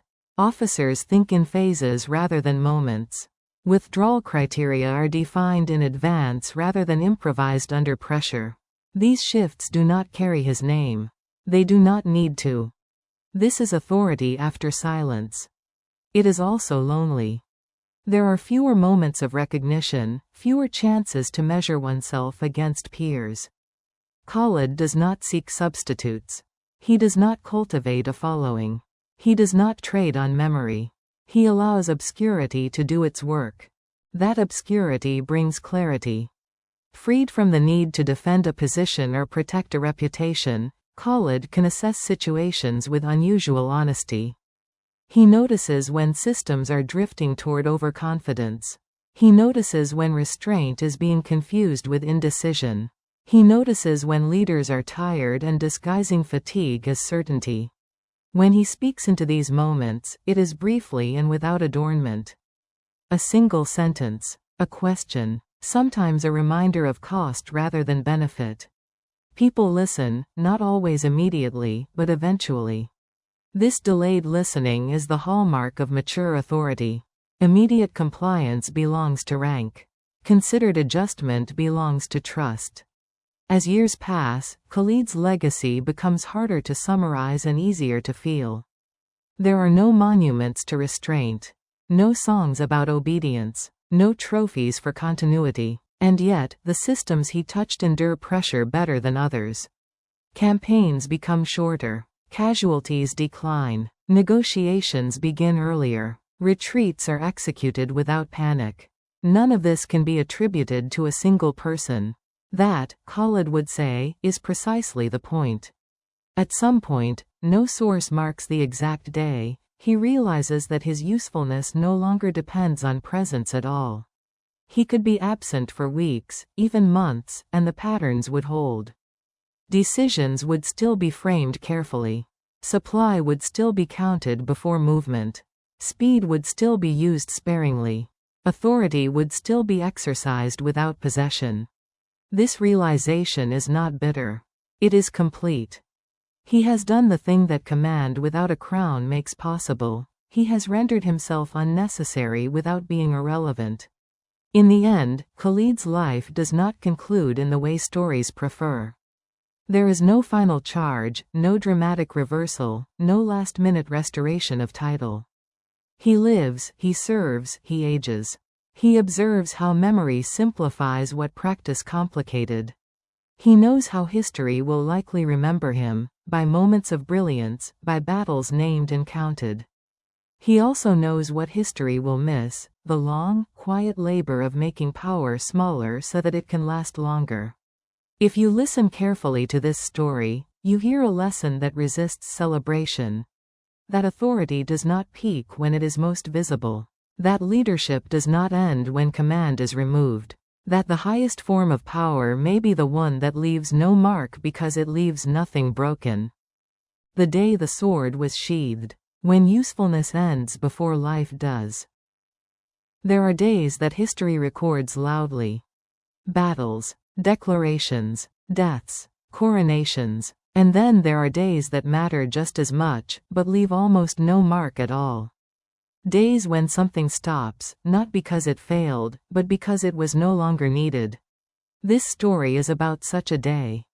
By the time Khalid ibn al-Walid reaches the moment when his sword is finally sheathed, nothing is wrong. That is what makes the moment so difficult to understand. He is not defeated. He is not disgraced. He is not ill, fleeing, or forgotten. He is simply no longer required in the way he once was. For most of his life, Khalid's value has been immediate. He was needed when lines broke, when speed mattered, when armies risked collapse. His presence shortened uncertainty. His judgment reduced cost. His sword, both literal and symbolic, represented action at the precise moment restraint ended. Now, the system he helped shape no longer depends on that moment as often. This is the quiet context of the sheathing.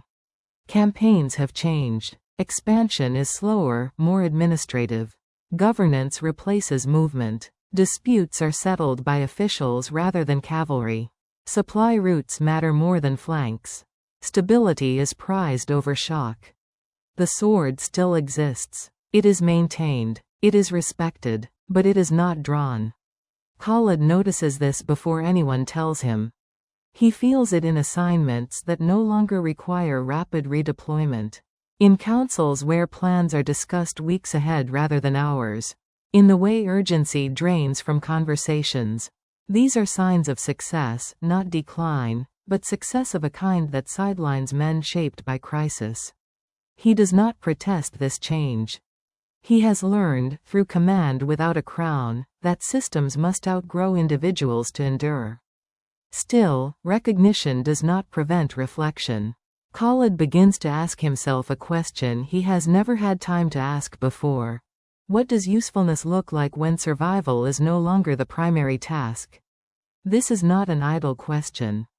A warrior trained for decisive moments must decide what to do when decisiveness is no longer demanded. Some cling to relevance by forcing conflict. Some fade into bitterness. Khalid does neither. He watches. He observes younger commanders navigating problems that once would have required force, now resolved through negotiation and administration. He sees supply officers wield influence greater than generals. He notices how predictability replaces speed as the most valued trait. The sword, he realizes, has done its work. And because it has done its work well, it must now step aside. The day the sword is sheathed is not marked by ceremony. There is no order announcing retirement. No formal laying down of arms. Khalid simply stops being assigned to situations where the sword is the answer. He still rides. He still trains. He still advises when asked. But he does not insist on relevance. This restraint is its own discipline. It would be easy, tempting even, to remind others of past necessity. To recount battles where speed saved armies. To argue that force might again be required. Khalid refrains. He understands that nostalgia is a poor strategic argument. Instead, he begins to transfer something more valuable than technique: judgment. When asked about tactics, he answers briefly. When asked about timing, he lingers. He speaks more about when not to act than when to strike. He emphasizes cost, aftermath, and repair. Some listen, some do not. Khalid accepts this unevenness. He knows that wisdom offered too insistently becomes interference. He allows others to learn through their own proximity to consequence. Privately, he reflects on irony. He has survived countless battles, only to arrive at a moment where survival itself has become routine. He has preserved armies so effectively that the need for preservation through force has diminished.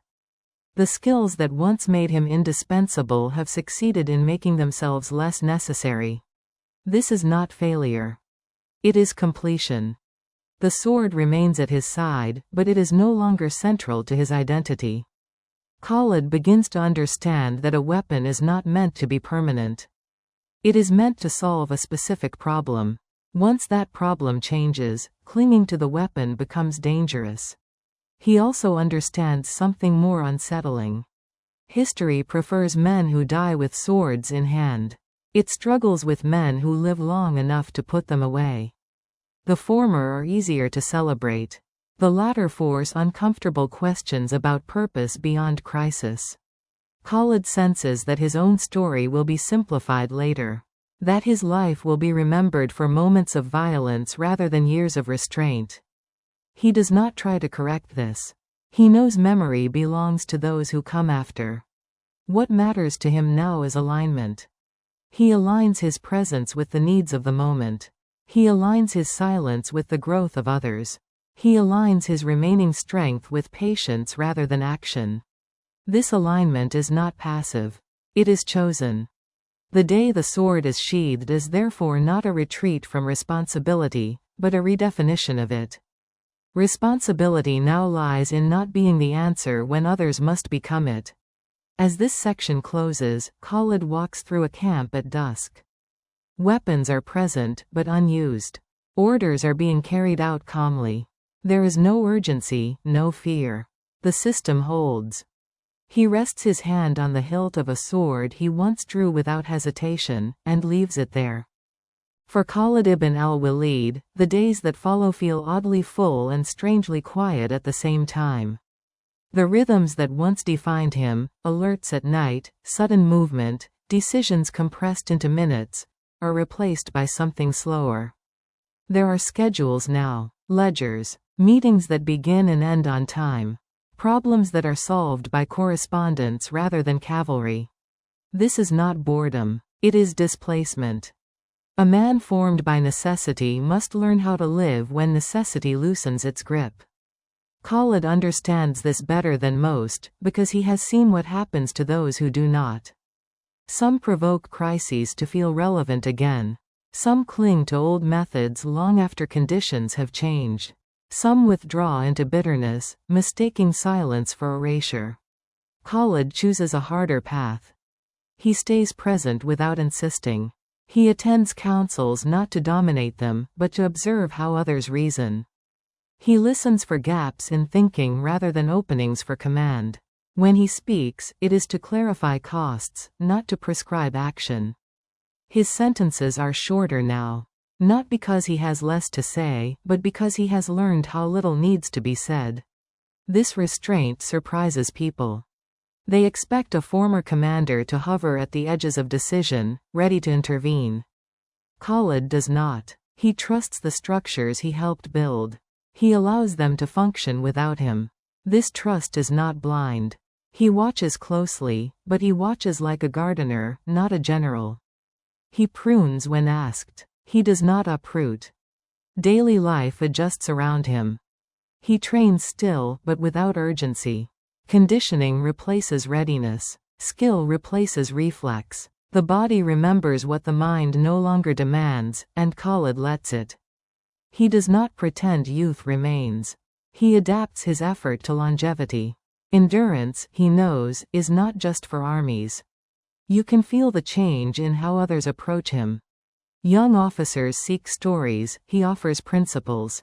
Veterans seek validation, he offers questions. Administrators seek endorsement, he offers caution. No one leaves dissatisfied, but no one leaves inflated either. Khalid has become a calibrator, of ambition, of risk, of expectation. There are moments when old instincts stir. A report arrives late. A decision drifts without resolution. Khalid sees the clean line through the problem immediately. He feels the familiar pull, the desire to act decisively, to compress uncertainty into movement. He resists. He waits to be asked. If the request comes, he responds. If it does not, he lets the delay teach its own lesson. This is difficult. Earlier in life, delay meant danger. Now, delay often means legitimacy. Khalid adjusts his internal clock accordingly. He learns the difference between hesitation that protects consensus and hesitation that hides fear. He intervenes only in the latter case, and even then, gently. He also confronts a more personal reckoning. For years, identity and function were aligned. He was needed because he was effective. Effectiveness proved identity. Now identity must stand without constant proof. Khalid does not replace it with ceremony or status. He replaces it with routine. Routine is underrated. He walks the same routes each morning. He checks the same reports. He speaks with the same people. Over time, this consistency creates a different kind of authority, one rooted in presence rather than intervention. People begin to bring him incomplete thoughts, not finished plans. They want help thinking, not endorsement. Khalid gives them thinking. He asks what they will do after success. He asks how long their solution holds. He asks who bears the cost when it fails. These questions are not dramatic. They are grounding. They slow impulsive enthusiasm without extinguishing it. There is a quiet moral discipline here as well. When violence recedes from daily necessity, it becomes easier to justify small acts of coercion as convenience. Khalid watches for this. He speaks up when expedience masquerades as order. He reminds others, briefly, that force leaves residue. That residue must be cleaned up by someone, usually long after the decision-maker has moved on. He does not preach this. He models it. As months pass, Khalid's presence becomes something people factor into planning. Not as a check on authority, but as a stabilizer. If this goes wrong, someone will say, we'll have to explain it to him. The statement is half in jest, half in respect. It means that recklessness has been discouraged without punishment. This is influence without command. There are, inevitably, moments of loss. A younger commander makes a bold decision that Khalid would have avoided. The outcome is mixed. Lives are lost that might not have been. Khalid feels the weight of this. He could have pushed harder. He could have argued longer. He did not. He carries the responsibility quietly. That night, he revisits the decision, not to judge the other, but to judge himself. Did he withhold too much? Did restraint become evasion? These are honest questions. He does not answer them conclusively. He allows uncertainty to remain, because certainty here would be dishonest. This is the ethical cost of stepping back. You must live with outcomes you might have changed, without claiming the right to change them. Khalid accepts this cost as part of the sheathing. He also accepts the limits of memory. Stories begin to condense. People tell of battles and breakthroughs, not of years when nothing broke. Khalid hears himself described as a figure of motion, not of pause. He does not correct the record. He knows that histories are not instruction manuals. They are memorials. They serve a different function. What matters to him now is continuity. He takes satisfaction in systems that hold during stress, in leaders who ask better questions, in disputes resolved before they harden into violence. None of these produce applause. They produce sleep. As this section closes, Khalid stands at a threshold that few narratives dwell on. He is still capable, still respected, still present, and yet, his greatest contribution now lies in what he prevents rather than what he accomplishes. The sword remains sheathed, not because it is forbidden, but because drawing it would interrupt a pattern that finally works. For Khalid ibn al-Walid, the final phase of the sheathing is defined by a pressure that does not push forward or pull back, but presses inward. It is the pressure of knowing that your presence still matters, even when your action no longer should. The world around him continues to move. New disputes arise, smaller than the old ones, but persistent. Administrative decisions replace battlefield dilemmas. Words replace blades. These problems are not easier. They are merely quieter. They demand patience instead of courage, precision instead of speed. Khalid learns to recognize this as a different kind of strain. In earlier years, strain announced itself physically. Fatigue, injury, hunger. Now it arrives as vigilance without outlet. He notices patterns others miss. He sees when a negotiation is drifting toward coercion. When a policy, meant to stabilize, is beginning to calcify. When leaders mistake calm for resolution. The temptation to intervene returns, not dramatically, but persistently. He asks himself the same question again and again: is this a moment for action, or a moment for endurance? The answer is rarely clear. And unlike earlier decisions, there is no immediate feedback. Consequences here take months, sometimes years, to become visible. This ambiguity is the heaviest burden he has carried. In the past, even failure arrived quickly. You knew when a charge failed. You counted losses. You adapted. Now, failure grows slowly, like a crack that widens under repeated stress. Khalid adjusts to this by sharpening a different skill: anticipation without intrusion.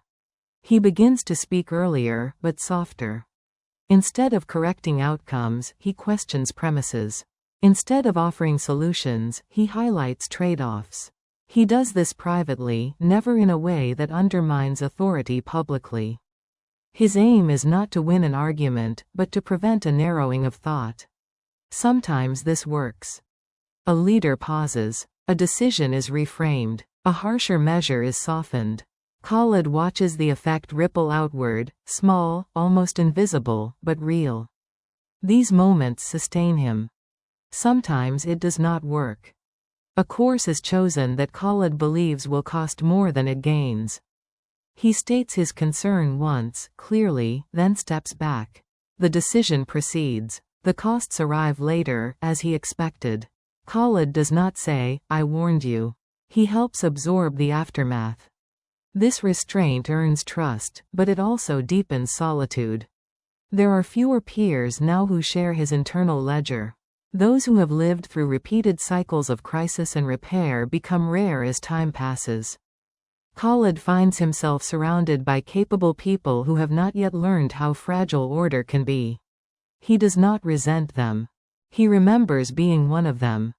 The final measure of the sword being sheathed is not that it is never drawn, but that it is no longer reached for when uncertainty appears. Khalid notices this change in himself with quiet satisfaction. Where once his hand moved instinctively toward action, now it moves toward listening. Listening reveals something important.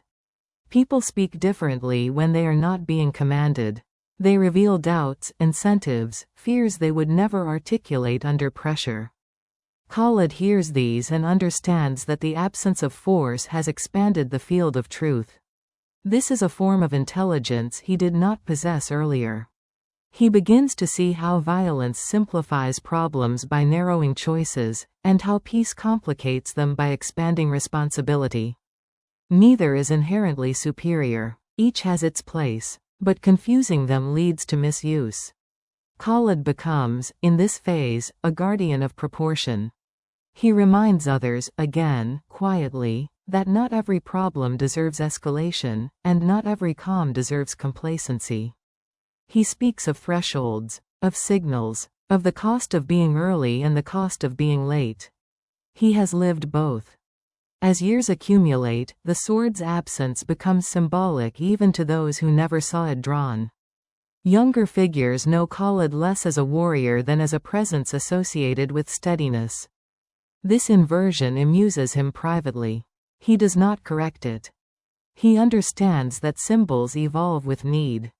There comes a moment, again unrecorded, when Khalid realizes he no longer needs to monitor everything. The systems he worried over continue to function even when his attention drifts. People resolve conflicts without seeking his input. Policies adjust without his prompting. This is not dismissal. It is succession without ceremony. Khalid accepts it with a sense of completion that surprises him. He had expected some ache at the edge of irrelevance.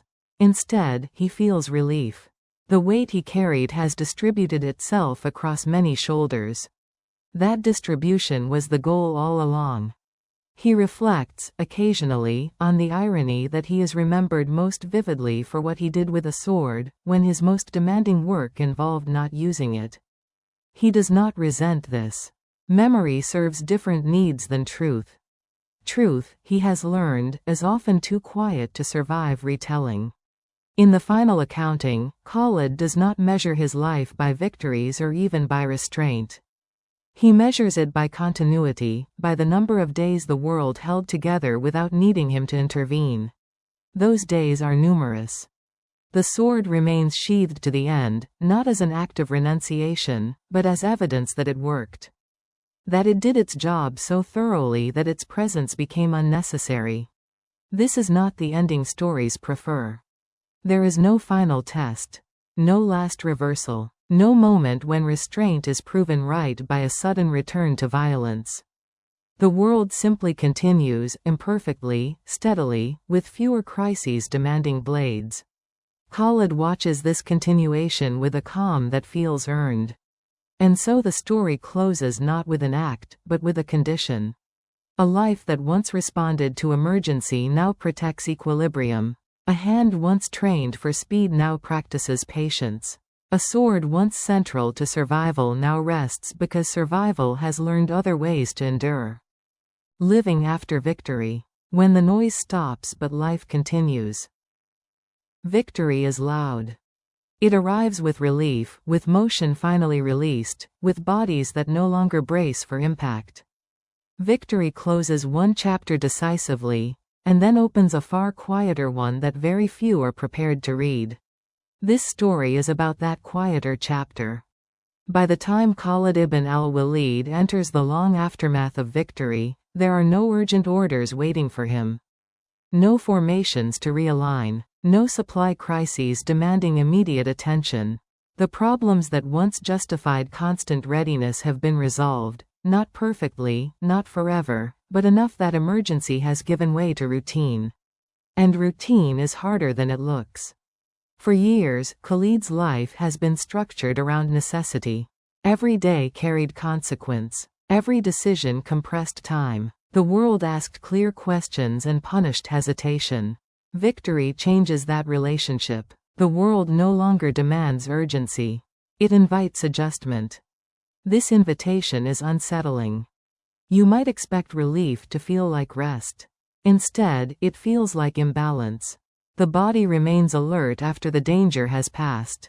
The mind scans for threats that are no longer there. Victory removes pressure faster than the system can adapt to its absence. Khalid recognizes this sensation immediately. He sees it in soldiers who linger at camp edges long after they are dismissed. In officers who invent problems to solve because silence feels unnatural. In himself, when he wakes before dawn without knowing why. Living after victory requires learning how to stand down without collapsing. The first challenge is identity. During conflict, identity is reinforced constantly. You know who you are because the world reacts to you accordingly. You are needed. You are effective. You matter in obvious ways. Victory dissolves this clarity. The same actions no longer produce the same responses. Advice is requested less urgently. Presence is appreciated but not required. Khalid does not mistake this for rejection. He understands that success must eventually remove the need for its architects. Still, understanding does not eliminate the effort required to adapt. He begins by simplifying his days deliberately. He adopts routines that have no strategic value. Walking at regular hours, speaking with people without purpose, listening without extracting information. These acts retrain the nervous system. They signal that not every moment must be productive to be legitimate. This is harder than any campaign. In war, effort produces visible effect. In peace, effort often disappears into maintenance. Roads are kept passable rather than extended. Systems are preserved rather than transformed. Problems are prevented rather than solved dramatically. Khalid learns to value prevention. He notices how much labor is required to keep things from breaking. He watches administrators negotiate disputes that would once have been settled by force. He sees compromises reached slowly, imperfectly, but without bloodshed. These outcomes do not excite him, but they impress him. Victory, he realizes, is not the absence of struggle. It is the transformation of struggle into forms that do not require weapons. There is also grief in this phase. Not grief for loss, but for intensity. For the clarity that only danger provides. Khalid does not romanticize war, but he acknowledges that it strips life down to essentials. Peace complicates everything again. Multiple priorities compete. Consequences blur. Accountability spreads. Living after victory requires tolerance for ambiguity. There is also grief in this phase. Not grief for loss, but for intensity. For the clarity that only danger provides. Khalid does not romanticize war, but he acknowledges that it strips life down to essentials. Peace complicates everything again. Multiple priorities compete. Consequences blur. Accountability spreads. Living after victory requires tolerance for ambiguity. Khalid practices this tolerance by resisting the urge to simplify. When disputes arise, he does not rush to identify villains. When plans unfold slowly, he does not force acceleration. He allows processes to mature. This patience is active. He listens carefully to those who feel displaced by peace. Fighters who no longer know their role. Leaders whose authority depended on emergency. Khalid does not dismiss them. He remembers how dangerous unresolved displacement can be. He encourages integration rather than suppression. Skills are redirected. Energy is absorbed into reconstruction, governance, teaching. Not everyone adapts smoothly. Khalid accepts this. He knows adaptation is uneven. There are moments when he is asked to intervene decisively, to fix something with authority. He assesses these requests carefully. Sometimes action is still required. He does not refuse reflexively. But he insists that intervention now must build systems, not substitute for them. This insistence frustrates those who want quick resolution. Khalid remains firm. Quick solutions that rely on personal authority recreate dependency. Dependency invites future crises. Victory must dismantle dependency, not entrench it. As months pass, the language around him shifts. People stop referencing what was achieved and start asking how to maintain what exists. This is a subtle but profound change. Maintenance lacks prestige. It lacks narrative appeal. Yet it consumes far more effort over time. Khalid begins to measure success differently.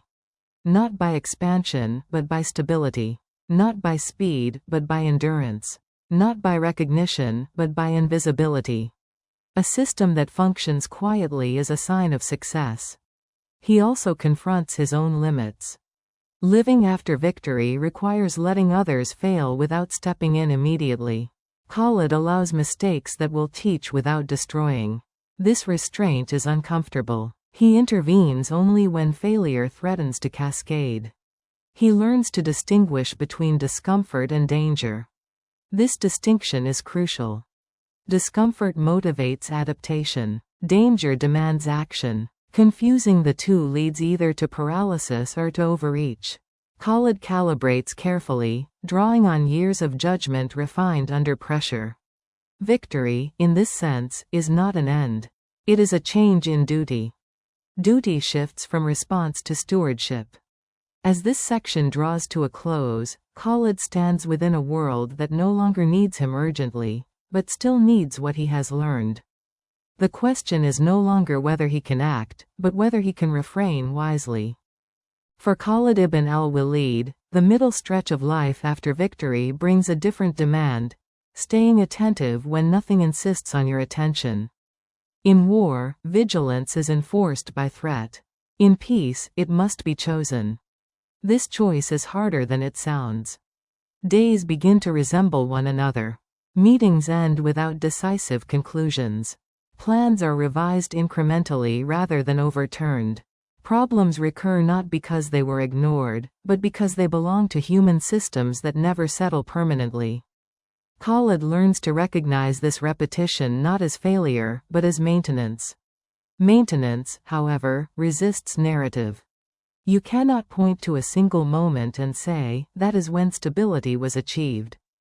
Stability is something you keep re-achieving, quietly, through 1,000 small decisions that prevent small errors from aligning into catastrophe. Khalid adjusts his sense of accomplishment accordingly. He starts measuring days by absence. No flare-ups. No emergency councils. No sudden shortages. At first, this feels hollow. Later, it feels earned. He notices how others struggle with this phase. Some grow restless. They propose reforms not because systems are broken, but because they miss momentum. Others become overly cautious, treating any change as threat. Khalid recognizes both impulses as echoes of wartime thinking misapplied. He responds with questions. What problem does this solve? What cost will it impose later? Who carries the burden when it fails? These questions slow decisions just enough to reveal whether urgency is real or imagined. Khalid does not oppose change, he opposes change that confuses movement with progress. In private, he refines a personal discipline. He limits how often he speaks in meetings. He chooses one point to emphasize rather than many. He avoids repeating himself. If his words are ignored once, he lets the outcome teach the lesson instead of insisting. This restraint increases the weight of his voice when he does speak. Influence, he has learned, works best when it is rare. He also spends time observing how victory reshapes values. During conflict, sacrifice is praised openly. After victory, comfort quietly reasserts itself. This is natural. Khalid does not condemn it. He does, however, watch for complacency disguised as entitlement. Complacency erodes systems from within. He addresses it indirectly, by highlighting dependency. When someone proposes a shortcut that shifts burden to others, Khalid asks who absorbs the risk.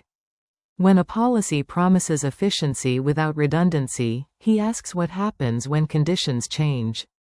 These questions restore balance without accusation. There is also a social reckoning underway. People who rose during crisis must now operate within structures. Some adapt, some resist. Khalid supports integration patiently. He encourages training, mentoring, and gradual transfer of authority. He discourages abrupt demotions that breed resentment. Victory must reconcile, not merely reorganize.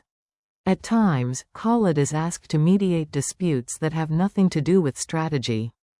Personal rivalries, jurisdictional overlap, resource allocation. He approaches these with the same method he once applied to battlefields. Identify constraints, clarify incentives, reduce misperception. He does not take sides unless necessary. He frames solutions that allow each party to save face. Face-saving, he knows, preserves cooperation far longer than forced compliance. This quiet mediation becomes a significant part of his contribution. He begins to notice that peace generates a different kind of fatigue. Not the exhaustion of exertion, but the weariness of ongoing attention. There are no breaks, no clear endings. Responsibilities blur into life itself. To manage this, Khalid adopts boundaries. He steps away at set times. He refuses to be available constantly. He trusts others to handle issues within their scope. This delegation is essential. Without it, vigilance becomes obsession. He remembers the lesson of command without a crown. Systems must function without constant supervision. There are setbacks. A policy backfires. A local dispute escalates unnecessarily. Khalid sees how easily stability can be shaken by pride or haste. He intervenes where collapse threatens, but he resists turning every mistake into a lesson delivered publicly. Public correction humiliates. Private guidance educates. He also reflects on memory again. Victory stories circulate, simplified, compressed. They attribute outcomes to singular moments or individuals. Khalid knows how misleading this is, but he does not contest it. He has accepted that public memory serves cohesion more than accuracy. Accuracy belongs to practice, not narrative. As years pass, the urgency to do something diminishes. People learn to tolerate unresolved issues without panicking. This tolerance is a sign of maturity. Khalid recognizes it and protects it. He cautions against premature closure. He reminds others that forcing resolution can be as damaging as neglect. He speaks of holding spaces open, allowing time for solutions to emerge rather than imposing them. This concept is unfamiliar to those trained in decisive action. Khalid explains it patiently, using examples rather than abstractions. He points to conflicts that cooled because they were not pressed. To alliances that strengthened because they were not rushed. Slow trust, he argues, outlasts fast compliance. There is, inevitably, a personal cost. Living after victory offers fewer moments of exhilaration, fewer clear markers of contribution. Khalid accepts this trade. He does not seek replacement thrills. He finds satisfaction in continuity, in seeing people solve problems without him. This satisfaction is subtle but durable. He watches younger leaders internalize habits once enforced by discipline. He notices supply checks conducted without reminder. He hears contingency plans discussed as standard practice. These observations confirm that victory has translated into culture. Culture, he knows, is the real prize. For Khalid ibn al-Walid, the final phase of living after victory arrives quietly, without announcement. There is no new role to assume, no decisive handover. Instead, there is a gradual realization that urgency, the force that once organized every hour of his life, has been replaced by something subtler: care. Care does not shout. Care does not demand immediate proof. Care works slowly, and it endures. Khalid begins to notice how his attention shifts. He no longer scans for threats first. He scans for fatigue, for misunderstanding, for small frictions that, left unattended, would grow into disputes. This is not instinctive, it is learned. And learning it takes longer than mastering speed or force ever did. He also notices something else. People come to him less often with problems, and more often with reflections. They are not asking him to decide. They are asking him to listen. To confirm whether their reasoning holds. To test whether patience is still appropriate. This change tells him the system is maturing. A mature system does not need constant correction. It needs calibration. Khalid offers that calibration sparingly. He resists the temptation to become an oracle. He answers questions with context rather than conclusions. He reminds others that outcomes are shaped by timing as much as intent. Timing, once measured in moments, is now measured in seasons. He adapts his sense of contribution accordingly. Instead of asking, "What can I solve today?" he asks, "What can I leave undisturbed?" This question would have sounded absurd earlier in his life. Now it feels precise. Leaving things undisturbed is not neglect. It is recognition that not all motion is improvement. Khalid has seen too many systems damaged by well-intentioned interference. He trusts inertia when it is healthy. He intervenes only when drift becomes decay. This discernment becomes his final discipline. There are days when he does very little. He attends a meeting, speaks once, listens twice, and leaves. Nothing changes visibly. And yet, those days accumulate into stability. Khalid learns to accept this accumulation without impatience. He also learns to accept limitation. There are problems he cannot solve, not because he lacks authority, but because they belong to a generation that must experience them directly. Khalid steps back from these challenges deliberately. He offers support without ownership. He allows others to carry consequences. This restraint protects meaning. Meaning, he discovers, is not found in constant impact. It is found in alignment, between action and need, between effort and effect. Living after victory requires resisting the urge to manufacture relevance. He reflects often on the contrast between crisis and continuity. Crisis concentrates attention. Continuity disperses it. In crisis, everything matters now. In continuity, everything matters eventually. Khalid adjusts to this by slowing his internal pace. He gives thought more time. He allows silence to stretch. He no longer fills gaps simply to prove presence. This silence changes how others speak. Meetings become less performative. People admit uncertainty more freely. Khalid recognizes this as progress. Uncertainty acknowledged early prevents failure later. He encourages it subtly, by not punishing hesitation. He also notices how memory reshapes victory. As years pass, stories compress. Complexity fades. Narratives become clean. Khalid listens to these retellings without objection. He knows that memory simplifies because it must travel lightly. Truth, by contrast, is heavy. It stays where practice occurs. He does not attempt to correct memory. He invests in practice. Practice shows itself in habits that persist after he leaves a room. In procedures followed without reminder. In disagreements resolved without escalation. In plans adjusted without panic. These are the signs that living after victory has succeeded. There is one final adjustment Khalid must make. He must learn to value incompleteness. Victory never finishes the work. Stability is never final. There will always be unresolved tensions, imperfect arrangements, competing interests. Earlier in life, Khalid measured success by resolution. Now he measures it by manageability.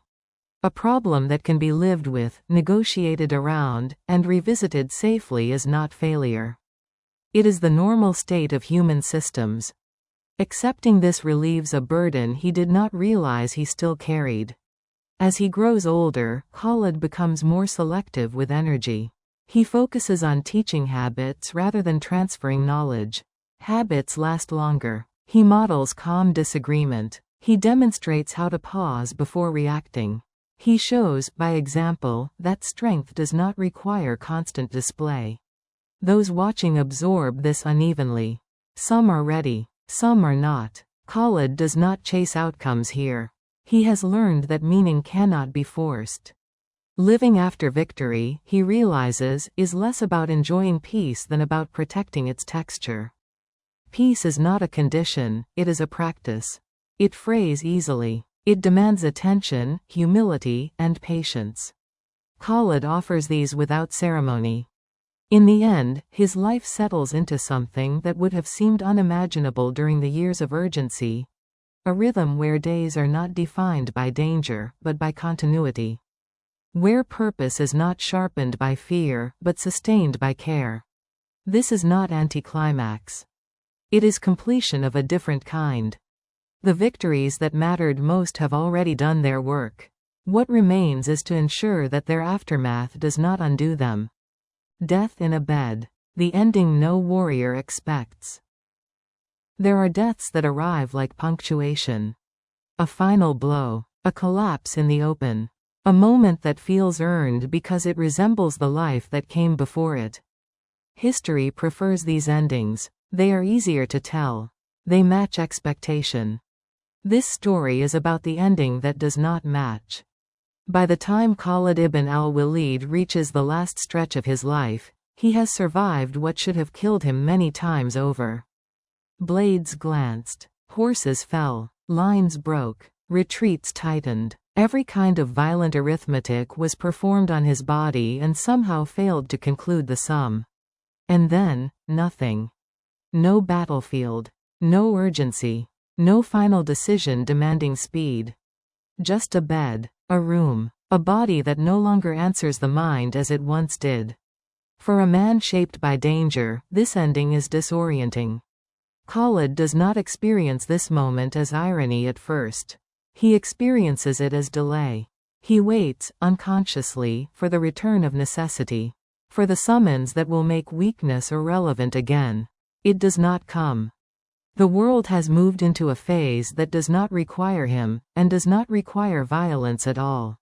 This realization arrives slowly. At first, illness feels like another obstacle to manage. He adjusts routine. He conserves energy. He applies the same discipline he once applied to supply. But unlike exhaustion after a march, this fatigue does not reset with rest. It accumulates. The body begins to set limits the mind cannot negotiate. Khalid notices small changes. Standing takes effort. Walking short distances requires planning. Pain appears without cause and lingers without explanation. None of this is dramatic. That is the cruelty of it. There is no enemy to confront, no strategy to deploy. There is only acceptance, and acceptance is harder than resistance. Those around him behave differently now. Voices lower when they enter the room. Movements become careful. People linger, as if presence itself might hold time in place. Khalid observes this with calm curiosity. He has seen fear before. This is not fear of attack. It is fear of ending. He reassures them, not with speeches, but with tone. He does not dramatize his condition. He does not pretend strength he no longer has. He understands that honesty now serves the same function clarity once did in battle. There is time, suddenly, to think backward. Not nostalgically. Khalid has little patience for romantic memory, but analytically. He revisits moments where he expected to die and did not. He considers how often survival felt like momentum rather than mercy. He wonders, briefly, whether all that motion delayed something that was always going to arrive this way. The thought does not trouble him. He has learned that meaning is not validated by symmetry. A violent life does not require a violent ending to be complete. Still, he recognizes the tension this ending will create for those who tell his story later. They will struggle with it. A man known for the sword, dying without one in hand. A commander who outlived battle, undone by stillness. These contrasts invite commentary. Khalid does not attempt to resolve them. He knows that endings are not written for the one who ends. What occupies him more is responsibility. Even now, he remains alert to how his condition affects others. He discourages unnecessary attention. He asks for quiet. He insists that routine continue. The world must not bend itself around his decline. That would contradict everything he worked to build. This insistence is itself a final act of command, one exercised without authority, without urgency, without spectacle. He also reflects on fear. Not fear of death. That question has been answered many times already. What lingers is fear of incompleteness. Of something left undone, uncorrected, unresolved. Khalid examines this fear honestly. He finds little. The work he believed mattered has been absorbed into habit. The systems he worried over function without him. People he once trained now train others. Decisions are made without his presence, and made competently. This realization brings relief. If there is sorrow, it is muted. It belongs less to him than to those around him who expected a different ending. Khalid understands this. He does not resent it. He has learned to accept others' expectations without adopting them. As his strength wanes, conversations shorten. He listens more than he speaks. When he does speak, it is rarely about the past. He speaks of order, of restraint, of the danger of confusing motion with purpose. These are not final words. They are consistent ones. At some point, no one marks the hour precisely. Khalid recognizes that waiting is no longer useful. Not because death is imminent, but because anticipation has no role left to play. He allows the body to proceed at its own pace. This surrender is not defeat. It is the last discipline he practices. The bed is simple, the room unremarkable. There are no banners, no formations, no steel nearby. The quiet is complete. It does not feel empty. It feels resolved. For a man who lived by decisive moments, this absence of decision is the final test. Days grow smaller. Not shorter, time stretches, but narrower. Fewer tasks fit inside them. Fewer conversations. Fewer concerns that matter enough to be held. What remains is not emptiness, but focus. For Khalid, this narrowing feels familiar. It resembles the moments before battle, when unnecessary thoughts drop away and attention sharpens. The difference is that there is no action waiting on the other side of this focus. There will be no signal to move. This is the first time his readiness has nowhere to go. He adapts anyway. He treats the day as he once treated a route, by pacing it. He rests when the body insists. He sits upright when lying feels like surrender. He listens carefully, conserving effort the way he once conserved water. These habits are reflexive now. Discipline does not leave simply because purpose changes. People continue to visit, though less frequently. Some come to remember. Some come to confirm. Some come because they do not know what else to do. Khalid receives them all with the same calm attention. He notices how differently people speak when there is no longer anything to ask for. Questions soften. Advice becomes tentative. Gratitude appears where argument once lived. Khalid accepts this shift without embarrassment. He understands that people are practicing their own version of acceptance. There is one pattern he finds interesting. Those who knew him primarily as a commander struggle more than those who knew him as a presence. The former look for significance in final statements. The latter sit quietly and say very little. Khalid prefers the second kind of company. Silence now does more work than speech ever could. When he does speak, it is rarely about himself. He asks how systems are holding, how people are sleeping, whether routines remain intact. These questions are not evasions. They are alignment checks. Khalid wants to know whether the world he is leaving will continue to function without adjustment around his absence. The answers satisfy him. Life goes on, not perfectly, but steadily. Decisions are made. Disagreements occur and are resolved. No one waits for him to intervene. This is confirmation, not abandonment. His body continues its quiet work. Pain comes and goes without pattern. Strength recedes unevenly. There are mornings when he feels capable and evenings when even speech costs effort. Khalid does not fight these fluctuations. He has learned that resistance wastes more energy than it saves. Instead, he practices presence. Presence is not constant awareness. It is allowing each moment to be what it is without overlaying expectation. Khalid applies this skill with the same seriousness he once applied to tactics. He listens to sounds without identifying them. He notices light moving across walls. He pays attention to breath. These are not spiritual exercises in the formal sense. They are practical. They keep the mind from chasing futures that no longer require planning. Memory surfaces intermittently. Not in long narratives, but in fragments. A stretch of road. The sound of hooves. A particular kind of silence before movement.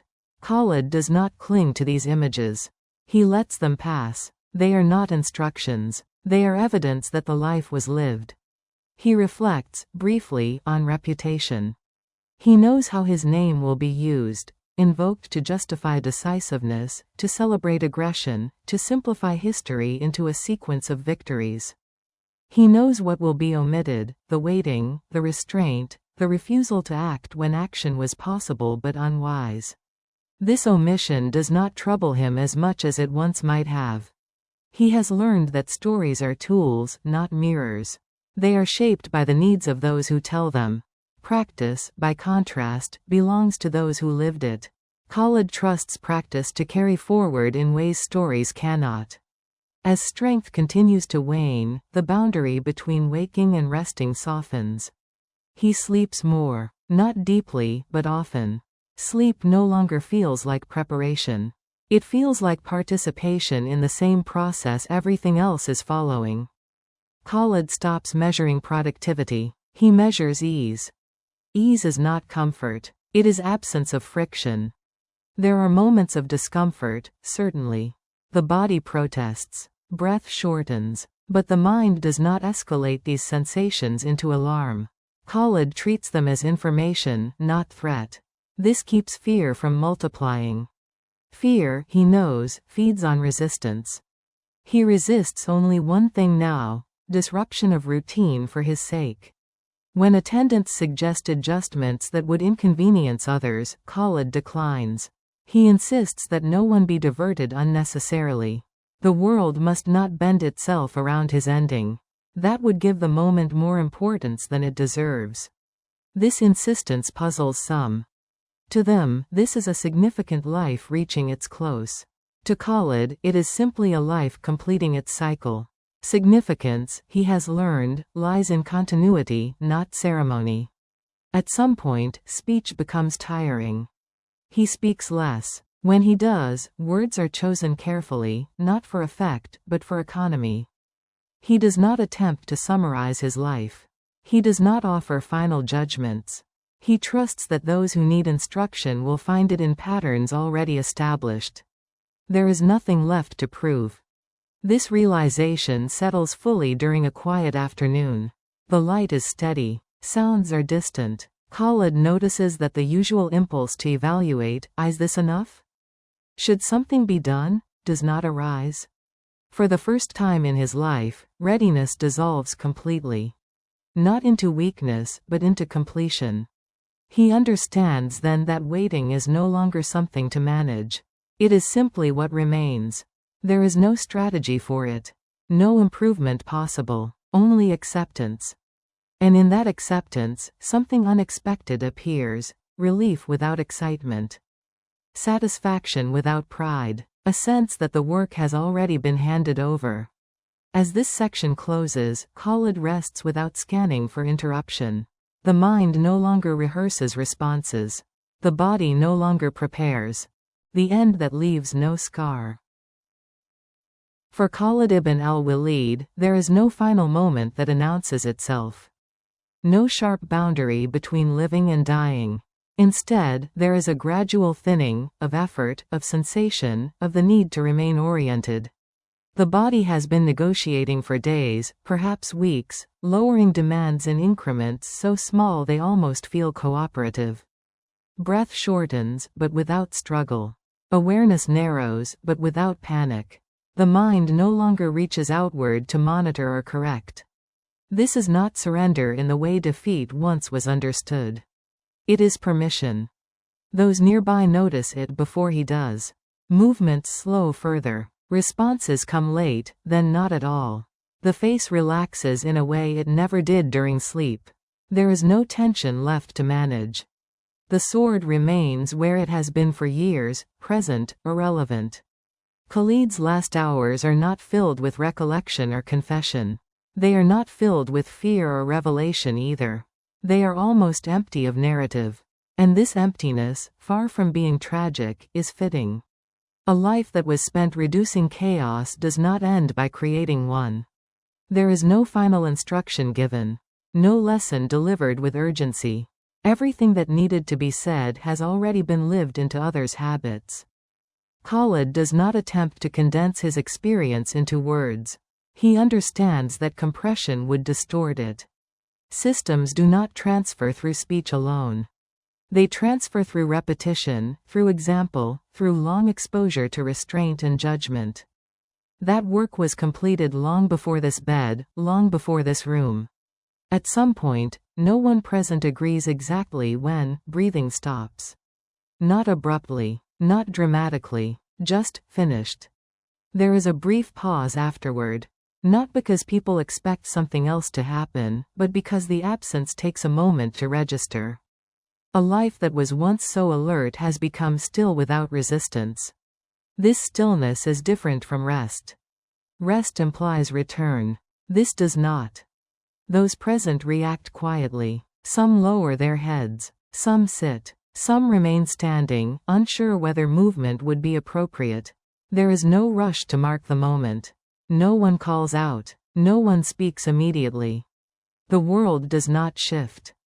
Outside the room, routines continue.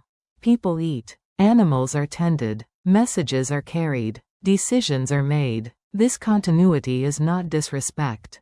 It is confirmation. The thing Khalid worked toward, life functioning without him, has arrived fully. News spreads, slowly at first. There is surprise, not because death occurred, but because of how. Many expected a different ending.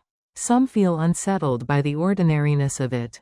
A man who escaped death so many times, now claimed by nothing more dramatic than time and biology. The disappointment is not universal, but it is present. History, after all, prefers symmetry. Those who knew Khalid best are less surprised. They understand that the ending fits the pattern of the later years rather than the early ones. Force replaced by restraint. Urgency replaced by care. Motion replaced by balance. The bed is cleaned. The room is reset. There is no shrine created, no attempt to preserve the space. Khalid would not have wanted that. He was never interested in being the center of anything for long. What follows is administration. Arrangements are made. Duties reassigned. Life absorbs the loss without tearing. This is not because the man was insignificant, but because his significance was structural rather than positional.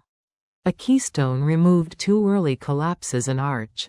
A keystone removed after the load has been redistributed does not. Khalid ensured redistribution. In the days that follow, people speak of him in fragments. A decision he made once. A pause he insisted on. A battle that turned because he waited rather than charged. But more often, he is spoken of indirectly.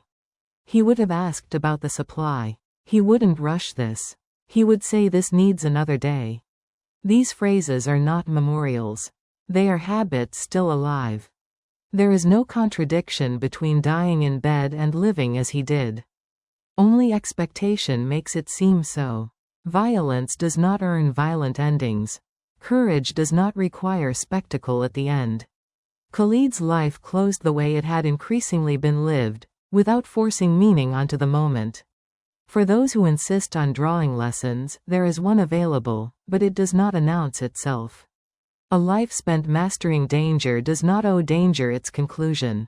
A life that shaped order does not need chaos to validate it. Dying in bed is not a failure of courage. It is evidence that courage was not dependent on circumstances. The world moves on, slightly adjusted, mostly unchanged. This too is fitting. Khalid ibn al-Walid is remembered for the sword, because that is what stories can hold easily. But those who lived within the systems he shaped remember something else. The steadiness that remained when the sword was no longer drawn. And so the story ends without a climax, without a final act, without a mark on the ground. Only a condition remains. A world that does not break when a strong figure disappears. An order that continues without asking who deserves credit. A silence that does not feel empty, because nothing urgent is missing.